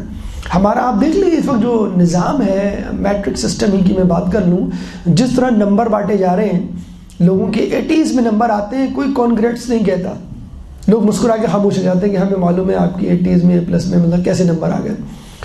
اسی کے ساتھ ہمارا کیمبرج سسٹم موجود ہے، او لیول، اے لیول، اتنا ٹرانسپیرنٹ ہے کہ جب کسی کا اے گریڈ آتا ہے تو اس کا مطلب ہے ہی ڈیزروز، اے اسٹار آتا ہے تو اس کا مطلب ہے وہ ڈیزرو کرتا ہے. یعنی اپنے ہی ملک میں ہمارا سسٹم قابل اعتبار نہیں رہا. اپنے ہی ملک میں ہم گوروں کا سسٹم جو ہے وہ قبول کر کے بیٹھے ہوئے ہیں اور فخر سے اپنے بچوں کو تعلیم دے رہے ہیں، مجبور ہیں۔ تو تعلیم یا علم ہمارا اثاثہ تھا، ان لوگوں نے حاصل کر لیا تو وہ اس پر چل پڑے، اور اس کے بعد پھر ہم کہیں گے بھائی اگر تم نے علم نہیں حاصل کیا تو کم از کم دولت پر قبضہ کر لو، کاروبار کر لو، تجارت کر لو، کم از کم اس بہانے ہی کچھ طاقت حاصل کر لو۔ ہم وہ بھی نہیں کرنا چاہتے۔ لیکن یہ کام یہودیوں نے بہترین طور پہ کیا ہے کہ انہوں نے جتنی بھی تجارت کی منڈیاں ہیں یا تجارت کے اسپیکٹس ہیں، میدان ہیں، ان پہ قبضہ کر لیا ہے۔ اس وقت آپ نے سنا بھی ہوگا، ہمارا یہاں تو مسئلہ یہ ہے کہ ہم ہر چیز کو سازش کے خانے میں ڈال دیتے ہیں کہ یہ بھی سازش ہے، یہ بھی سازش ہے، یہ بھی سازش ہے۔ مثلا ابھی میں پڑھ رہا تھا کہ دیکھیے کرونا کرائسس میں جو لوگ آلریڈی ملینر تھے، بلینر تھے، وہ اور ڈبل بلینر بن گئے۔ مثلا ایلن مسک ہے، مثلا بل گیٹس ہے، مثلا جیف بیزوس ہے۔ یہ 3-4 نام جو انٹرنیٹ کی دنیا میں ہمیں نظر آتے ہیں وہ اور کھرب پتی بنے، ٹھیک ہے۔ سازش اور یہ وہ ایک اپنی جگہ، وہ اس کی بھی اپنی ایک جگہ کسی حد تک حقیقت ہے۔ لیکن اگر آپ نوٹ کریں تو کرونا کرائسس میں 50% سے زیادہ بزنس یا کسب معاش کہہ لیجیے انٹرنیٹ پر آ گیا ہے۔ اسی وجہ سے ایلن مسک جس کو کوئی نہیں جانتا تھا، اب وہ اس کو لوگوں نے جاننا شروع کر دیا ہے۔ جیف بیزوس کو کوئی نہیں جانتا تھا، اب امیزون پہ جو ہے بزنس ہو رہا ہے، ہر دوسرا آدمی جسے کہتے ہیں کہ وہ بزنس کر رہا ہے۔ تو ان لوگوں نے اس چیز کو ذہن میں رکھ لیا۔ یہ اس طرح نہیں ہے کہ آپ کہیں کہ بھئی یہ تو موقع سے فائدہ اٹھا رہے ہیں۔ بھئی دیکھیں ان کو معلوم ہے کہ اب جو ہے دور انٹرنیٹ کا ہے۔ کرونا کرائسس یا اس طرح کی جو پینڈیمکس ہیں اس میں کرونا ہی کے حالات اگر ہوئے تو لوگ انٹرنیٹ پہ چلے جائیں گے، تو کیوں نہ ہم اپنا بزنس انٹرنیٹ پہ لے آئیں۔ تو ابھی سے انہوں نے اس کی تیاری کر لی اور اس سے فائدہ اٹھایا۔ اس میں کون سے، آپ بھی تیاری کر لیں، آپ بھی جو ہے وہ فائدہ اٹھا لیں اس سے۔ تو انہوں نے بزنس اور تعلیم ان دونوں چیزوں کا قبضہ کیا ہوا ہے، اور بس جسے کہتے ہیں ہم تو وہ کرونا کی ویکسین لگا کے آتے ہیں جو غیر ممالک سے آتی ہے، اور آتے ہی جو ہے وہ مسجد میں جا کے دعا کرتے ہیں کہ اللہ تعالیٰ یہ کرونا جس نے بنایا ہے، یہ ویکسین بنائی ہے، اس کو موت دے دے۔ یعنی آپ ان سے استفادہ بھی کر رہے ہیں اور ان کے خلاف، جسے کہتے ہیں کہ موبائل ان کا ہے، یہ مائک ان کا ہے، یہ فین ان کا ہے، جہاز جس میں آپ جاتے ہیں حج کرنے وہ ان کا ہے، تسبیح چائنا سے آ رہی ہے۔ یعنی ہر چیز تو باہر کی ہے، اور پھر کس منہ سے آپ دعا کر رہے ہیں؟ ابھی آپ کو کہا جائے آپ امریکہ کے لیے دعا کر رہے ہیں، یہ لیں گرین کارڈ، یا آپ کی لڑکی کا رشتہ آیا گرین کارڈ ہولڈر سے، اب آپ بتائیں آپ کی مسکراہٹ کے پیچھے ساری جو بددعائیں تھیں وہ سب پیچھے چلی جائیں گی۔ تو جو پریکٹیکل چیزیں ہیں ان کو سمجھنے کی کوشش کریں جس کی اہمیت ہے۔ اب علم دین کا بھی ضروری ہے، دنیا کا بھی ضروری ہے، دونوں چیزوں کو ملا کر آپ کو آگے چلنا ہے۔ اگر آپ کہیں بس حلال حرام کا، دیکھیے حلال حرام کا علم کیوں بتایا جا رہا ہے؟ اس لیے بتایا جا رہا ہے کہ آپ کاروباری شخص ہو، آپ اسٹوڈنٹ ہو، آپ ہاؤس وائف ہو، آپ سروس پرووائڈر ہو، جو کچھ بھی ہو، حلال حرام کا خیال رکھیں۔ تو اس کا مطلب یہ نہیں ہے کہ بس دین کا علم اس کے علاوہ کچھ نہیں، دین کے علم کے لیے بھی اسپیشلسٹ ہو، ڈاکٹرز بھی اسپیشلسٹ ہو، آئی ٹی کے بھی اسپیشلسٹ ہو، انجینئرنگ تمام چیزوں کے اسپیشلسٹ ہو۔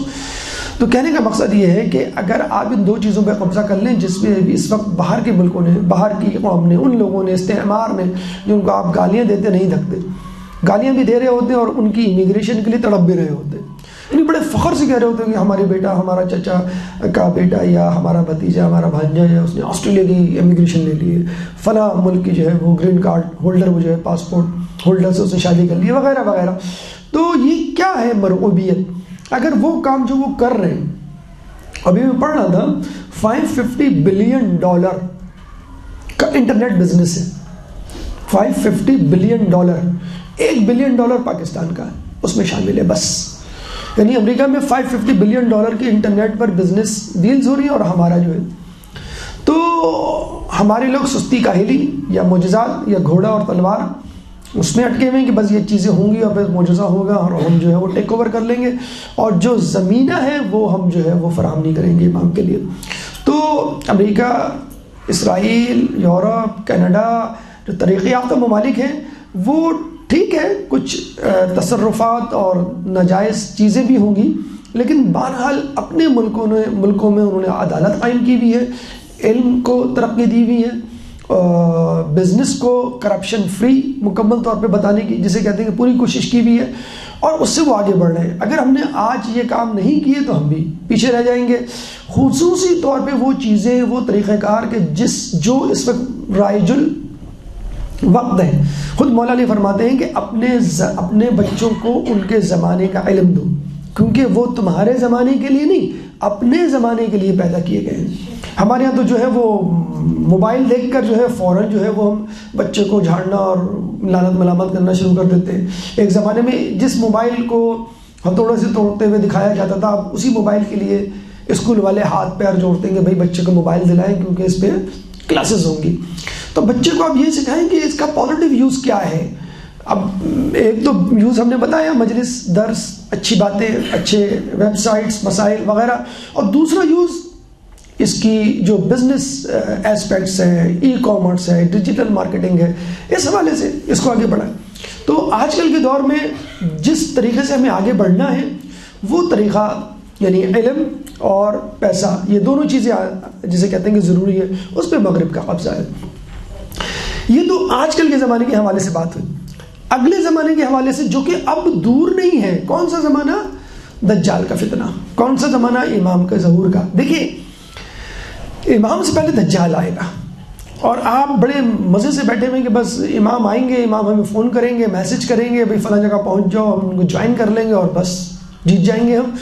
اس سے پہلے دجال، اور دجال سے پہلے دجال کے لشکری، جیسے ہم کہتے ہیں نا کہ امام کے لشکری تیار ہو رہے ہیں، یعنی جیسے ہم بھی اپنے آپ کے لیے اپنے دعویٰ کرتے ہیں کہ ہم بھی امام کے لشکری ہیں انشاءاللہ، یا اللہ ہمیں امام کے لشکری میں شامل کرے، بھئی اسی طرح دجال کے لشکری بھی تو ہیں، وہ بھی تو تیاری کر رہے ہیں۔ دجال کے لشکری کیا تیاری کر رہے ہیں؟ دجال کے لشکری پیسہ کمانے کی تیاری کر رہے ہیں۔ دجال کے لشکری ہر چیز میں پیسے کو آگے بڑھا رہے ہیں، جس کو ہم ایک لفظ میں سمیٹنے کی، چھپانے کی کوشش کرتے ہیں، اسکوپ۔ بھئی یہ کیوں کر رہے ہیں؟ اس میں اسکوپ ہے، بھئی سیدھا سیدھا کہیں پیسے، 4 پیسے زیادہ ملیں گے، اس لیے آپ یہ کام کر رہے ہیں۔ تو دجال کے لشکری حلال حرام کو بالائے طاق رکھ کر یہ کہہ رہے ہیں کہ بس پیسہ کماؤ اور آگے بڑھو، مادیت پرستی میں مبتلا ہو، اور جسے کہتے ہیں دنیا پر چھا جاؤ۔ مادیت پرستی نہیں کرنی ہے ہمیں، بس مادیت کا حصول ہے، یعنی مادے کا حصول، کھانا پینا، کپڑے، گھر، جائیداد، گاڑی، سواری، یہ سب چیزیں ہمیں بھی چاہیے، ان کو بھی چاہیے۔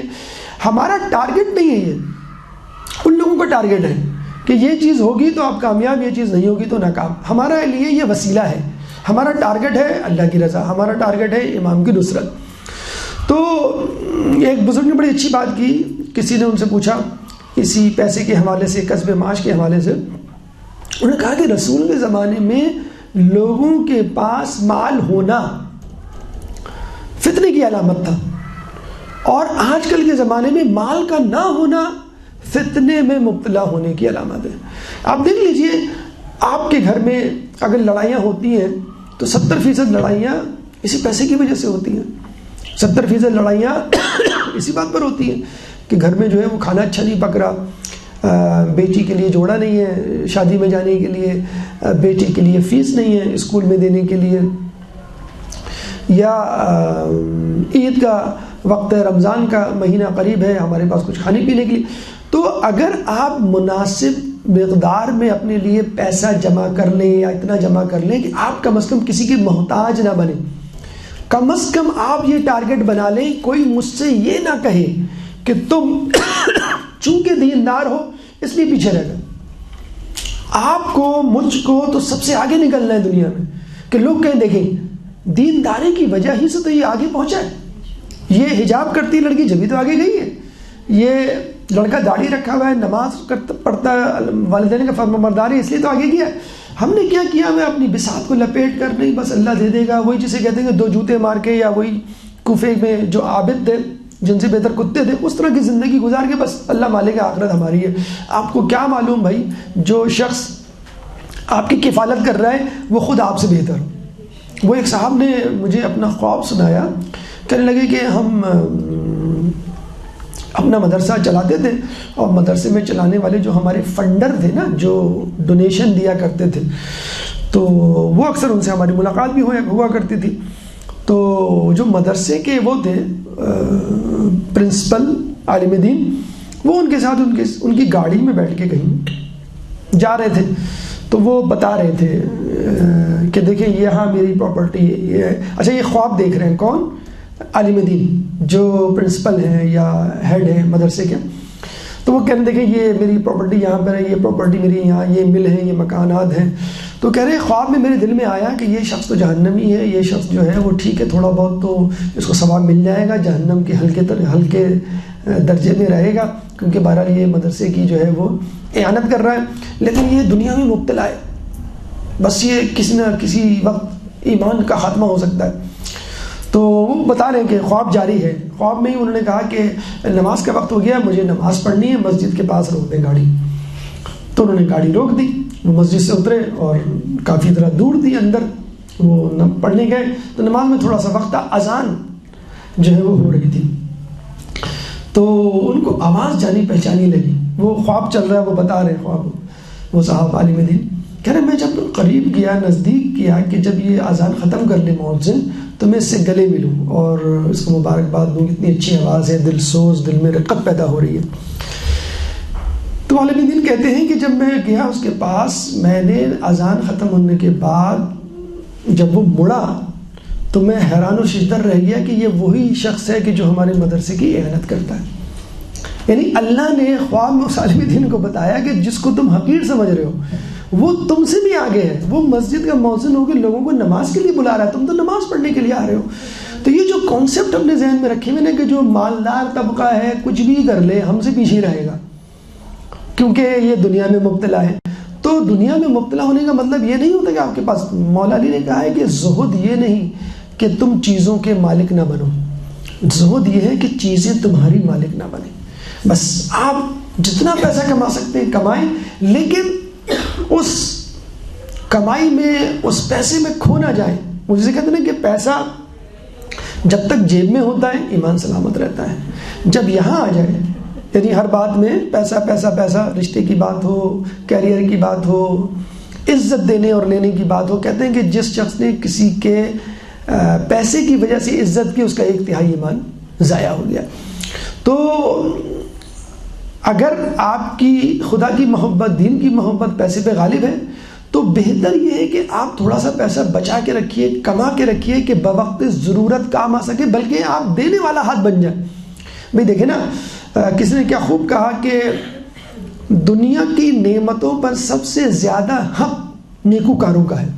مثال، اس وقت دنیا کے جتنے بھی ذخائر ہیں اگر ہمارے مجتہد کے پاس آ جائیں تو کتنی اچھی تقسیم کریں گے وہ پوری دنیا میں. لیکن یہ ذخائر، مطلب جسے کہتے ہیں کہ دنیا میں جو 90% سے زیادہ ارب پتی ہیں وہ امریکہ میں. جب دنیا کی ذخائر کسی اور کے پاس ہوں گے تو وہ ظاہر سی بات ہے الٹی سیدھی چیزوں میں اور غلط چیزوں میں، جس طرح گلف کے حکمران ہیں یا امریکہ یورپ کے حکمران یا بزنس مین ہیں، وہ ادھر ادھر کی چیزوں میں جسے کہتے ہیں کہ غلط کاریوں میں وہ چیزیں انویسٹ کریں گے. تو وہ چیزیں، وہ پیسے آپ اپنے پاس لیں اور اس کو پھر ایکولی ڈسٹریبیوٹ کریں. اس لیے بھی امپورٹنٹ ہے آگے والے زمانے سے متصل کرتے ہوئے کہ جب امام دجال جب آئے گا تو وہ روٹیاں دے گا، ایمان خریدے گا. ابھی سے آپ اس کی مثالیں اپنے سامنے دیکھ سکتے ہیں کہ لوگ کینیڈا جا رہے ہیں، امریکہ جا رہے ہیں، یورپ جا رہے ہیں، اندھا دھند جا رہے ہیں. یہ نہیں کہہ رہے ہم کہ جانا حرام ہے، لیکن اندھا دھند جا رہے ہیں. یہ دیکھیں بغیر کتنی فیملیز ہیں جن سے ہم رابطے میں ہیں، کینیڈا، امریکہ، یورپ کے، وہ فون کر کے روتی ہیں کہ ہم پاکستان واپس آ رہے ہیں. فون کر کے پوچھ رہی ہیں کہ ہم ایران چلے جائیں یہاں سے، بس ہم نے دیکھ لیا، بہت ہو گیا، کافی ہے، بس ہمیں نہیں رہنا. تو کہنے کا مقصد یہ ہے کہ حلال حرام کو مد نظر رکھیں، چاہے آپ کسی ملک جا رہے ہیں حلال حرام کو مد نظر رکھیں، چاہے آپ اپنے ملک میں کوئی کمائی کر رہے ہیں. کیوں کہ دجال روٹیاں دے گا، ایمان خریدے گا. اگر آپ کے پاس حلال کمائی کی روٹی موجود ہوگی نا تو آپ دجال کو کہہ سکتے کہ بھائی میرے پاس اپنی حلال کمائی کی روٹی موجود ہے، مجھے تمہاری روٹی کی ضرورت ہی نہیں ہے کہ میں تمہاری فطروں میں مبتلا ہوں. وہ یہی تو کرے گا. اگر نہیں دیں گے تو ڈرائے دھمکائے گا فقر و فاقہ سے، جس طرح کے آج کل کے لوگوں کو ہم نے دیکھا ہے. دوبارہ کہنے کا مقصد یہ ہے کہ انسان کے لیے پیسہ ضروری ہے تاکہ اپنا ایمان بچا سکے، انسان کے لیے پیسہ ضروری ہے کیونکہ آنے والے دجال کی فتنے میں یہ اہم ترین ہے۔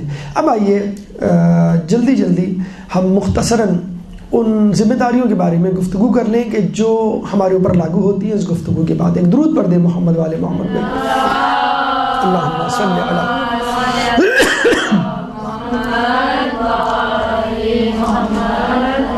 بہت حد تک انشاءاللہ گفتگو سے واضح ہو گیا ہوگا کہ کسب معاش کی کیا اہمیت ہے، حلال حرام کی کیا اہمیت ہے۔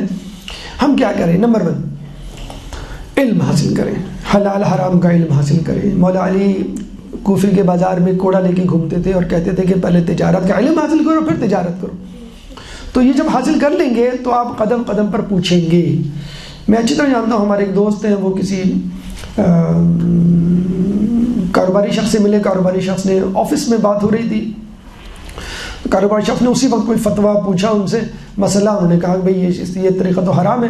تو ان کے مینیجر بیٹھے ہوئے تھے سامنے اس کاروباری شخص کے، تو مینیجر نے کہا سر اگر ہم اس پہ عمل کریں گے تو ہمارا پروفٹ آدھا رہ جائے گا۔ تو اس کاروباری شخص نے برملا کہا کوئی بات نہیں، ہمارا کاروباری منافع چاہے آدھا ہی کیوں نہ رہ جائے، یہ مولانا صاحب نے کہہ دیا ہے، بس ہمیں اس پہ عمل کرنا ہے۔ آج بھی ایسے اسلام کے سپاہی موجود ہیں، کاروباری شخص ہیں لیکن حلال حرام کو مد نظر رکھا ہوا ہے۔ تو سب سے پہلے علم حاصل کریں حلال و حرام کا۔ آج کل تو نئی نئی ٹرمینالوجیز، کریڈٹ کارڈ تو بہت پرانا، کرپٹو کرنسی اور دیگر چیزیں ایسی آ گئی، ان کی اچھی طرح آگاہی اور فتاوی حاصل کریں، پھر آپ آگے بڑھیں۔ نمبر 2 یقین حاصل کریں۔ کیا یقین؟ کہ اگر میں آگے بڑھوں گا وَأَن لَيْسَ لِلْإِنسَانِ إِلَّا مَا سَعَىٰ، انسان کو وہی کچھ ملتا ہے جس کی وہ سعی کرتا ہے۔ لوگوں کے ذہنوں میں یہ بیٹھا ہوا کہ بھائی جو مقدر میں لکھا ہوا وہ مل کے رہے گا، تو اس کے بارے میں بھی سن لیجئے۔ مولا علی کے پاس ایک شخص آیا اور اس نے پوچھا کہ بھئی مقدر اور نصیب میں کیا فرق ہے؟ تو مولانا علی نے کہا کہ بھئی ایک ٹانگ اوپر کر لو۔ اس نے ایک ٹانگ اوپر کر لی، مولانا علی نے کہا آپ دوسری ٹانگ بھی اٹھا لو۔ اس نے کہا نہیں یہ میں نہیں کر سکتا۔ مولانا نے کہا بس یہی فرق ہے، یعنی نصیب تمہارے ہاتھ میں، مقدر تمہارے ہاتھ میں نہیں ہے۔ کچھ چیزیں آپ کے اختیار میں، کچھ چیزیں اجباری ہیں، یعنی کچھ رزق آپ کو مل کے رہے گا، آپ کچھ بھی کر لیں، چاہے گھر میں بیٹھے رہیں، ہاتھ پیر اپنے باندھ لیں، اور ایک وہ رزق ہے ٹھیک ہے آپ چاہ رہے ہیں میں تھوڑا سا ایکسٹرا کما لوں، آپ آگے بڑھیں اور ایکسٹرا کما لیں۔ آپ چاہ رہے ہیں کہ نہیں یہ ڈیگریڈنگ ہیوملیٹنگ جاب ہے، میں تھوڑا سا ڈگنیفائڈ قسم کی جاب کرنا چاہتا ہوں، اپنی مرضی سے اٹھنا، اپنی مرضی سے کوئی کاروبار، ٹھیک ہے آپ وہ حاصل کر سکتے ہیں۔ تو نمبر 1 علم حاصل کریں، نمبر 2 یقین۔ یقین کے لیے ایک چھوٹا سا واقعہ، ایک درود پڑھ دیں محمد والے محمد۔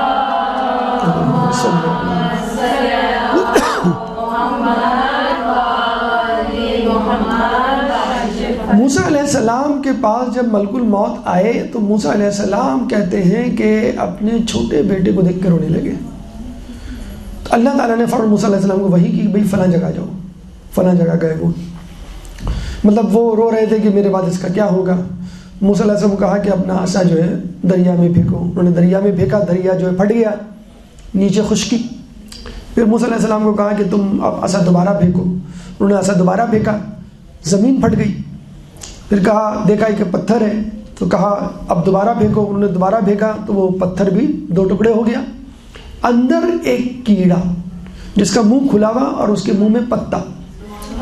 تو اللہ نے کہا کہ جب ہم اس پتے کو جو دریا کی تہوں میں پتھر کے اندر بند ہے غذا پہنچا سکتے ہیں تو تمہارے بیٹے کو غذا نہیں پہنچا سکتے۔ تو یہ یقین کر لیں کہ اللہ مجھے دے کر رہے گا۔ اللہ جب بے دینوں کو، کافروں کو دے سکتا ہے تو آپ کو کیوں نہیں دے سکتا؟ مطلب ضروری نہیں ہے کہ آپ جو ہے وہ دنیا کو ہاتھ سے چھوڑیں گے تو آخرت ملے گی۔ یہ بھی اللہ تعالیٰ کی آزمائش ہوتی ہے کچھ لوگوں کے لیے کہ دنیا ان سے لے لیتا ہے پھر کہتا ہے آخرت میں۔ اور خود قرآن میں اللہ تعالیٰ کہتا ہے کہ اگر تم چاہو تو ہم تمہیں آخرت دیں، اگر تم چاہو تو ہم تمہیں دونوں چیزیں دیں۔ ربنا آتنا فی الدنیا حسنۃ وفی الآخرۃ حسنہ، آپ دنیا بھی مانگیے اور دین بھی مانگیے، اس میں کیا ایسی برائی ہے؟ اگر آپ دونوں چیزیں حاصل کر لیں تاکہ جو شکوک و شبہات آپ پر حملہ کرتے ہیں وہ تو نہ کریں۔ فقر فاقہ میں مبتلا ہوں، مولا علی کہتے ہیں نا کہ اگر فقر کوئی شخص ہوتا تو میں اس کو قتل کر دیتا۔ کیوں؟ بہت خطرناک چیز ہے فقر۔ فقر کیا ہے؟ غربت بھی آ جائے، پیسے کم پڑ جائیں، بجلی کے بل کے پیسے نہ ہوں، یا آخر میں مہینوں میں دال روٹی چل رہی ہو تو آدمی کو ایک پریشانی ہوتی ہے کہ کیسے گزارا ہوگا، کیا ہوگا، ہم نے تو اتنی دعائیں کر لی لیکن کچھ بھی نہیں ہوتا۔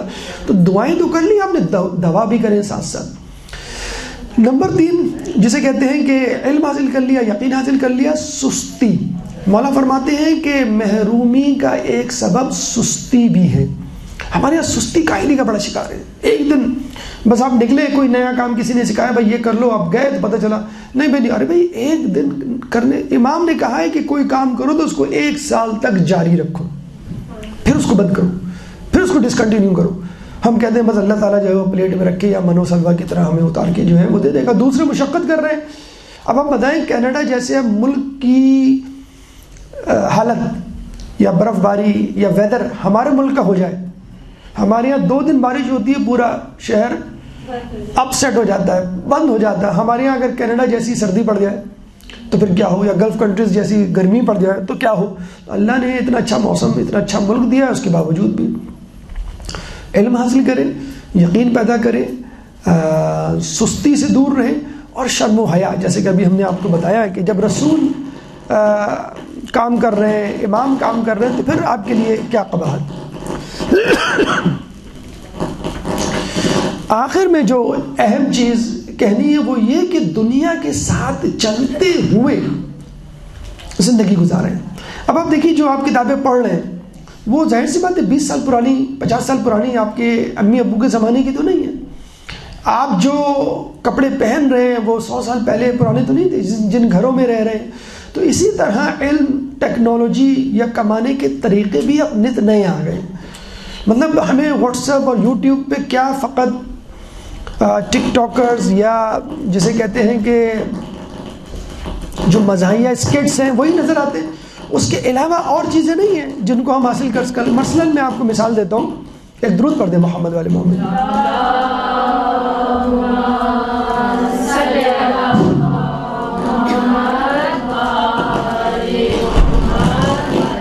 مثلاً ای کامرس اس وقت تجارت کی سب سے بڑی جسے کہتے ہیں کہ لیٹسٹ ایک فیلڈ ہے. جیسے ای میل ہم کہتے ہیں, اسی طرح ایک ای کامرس.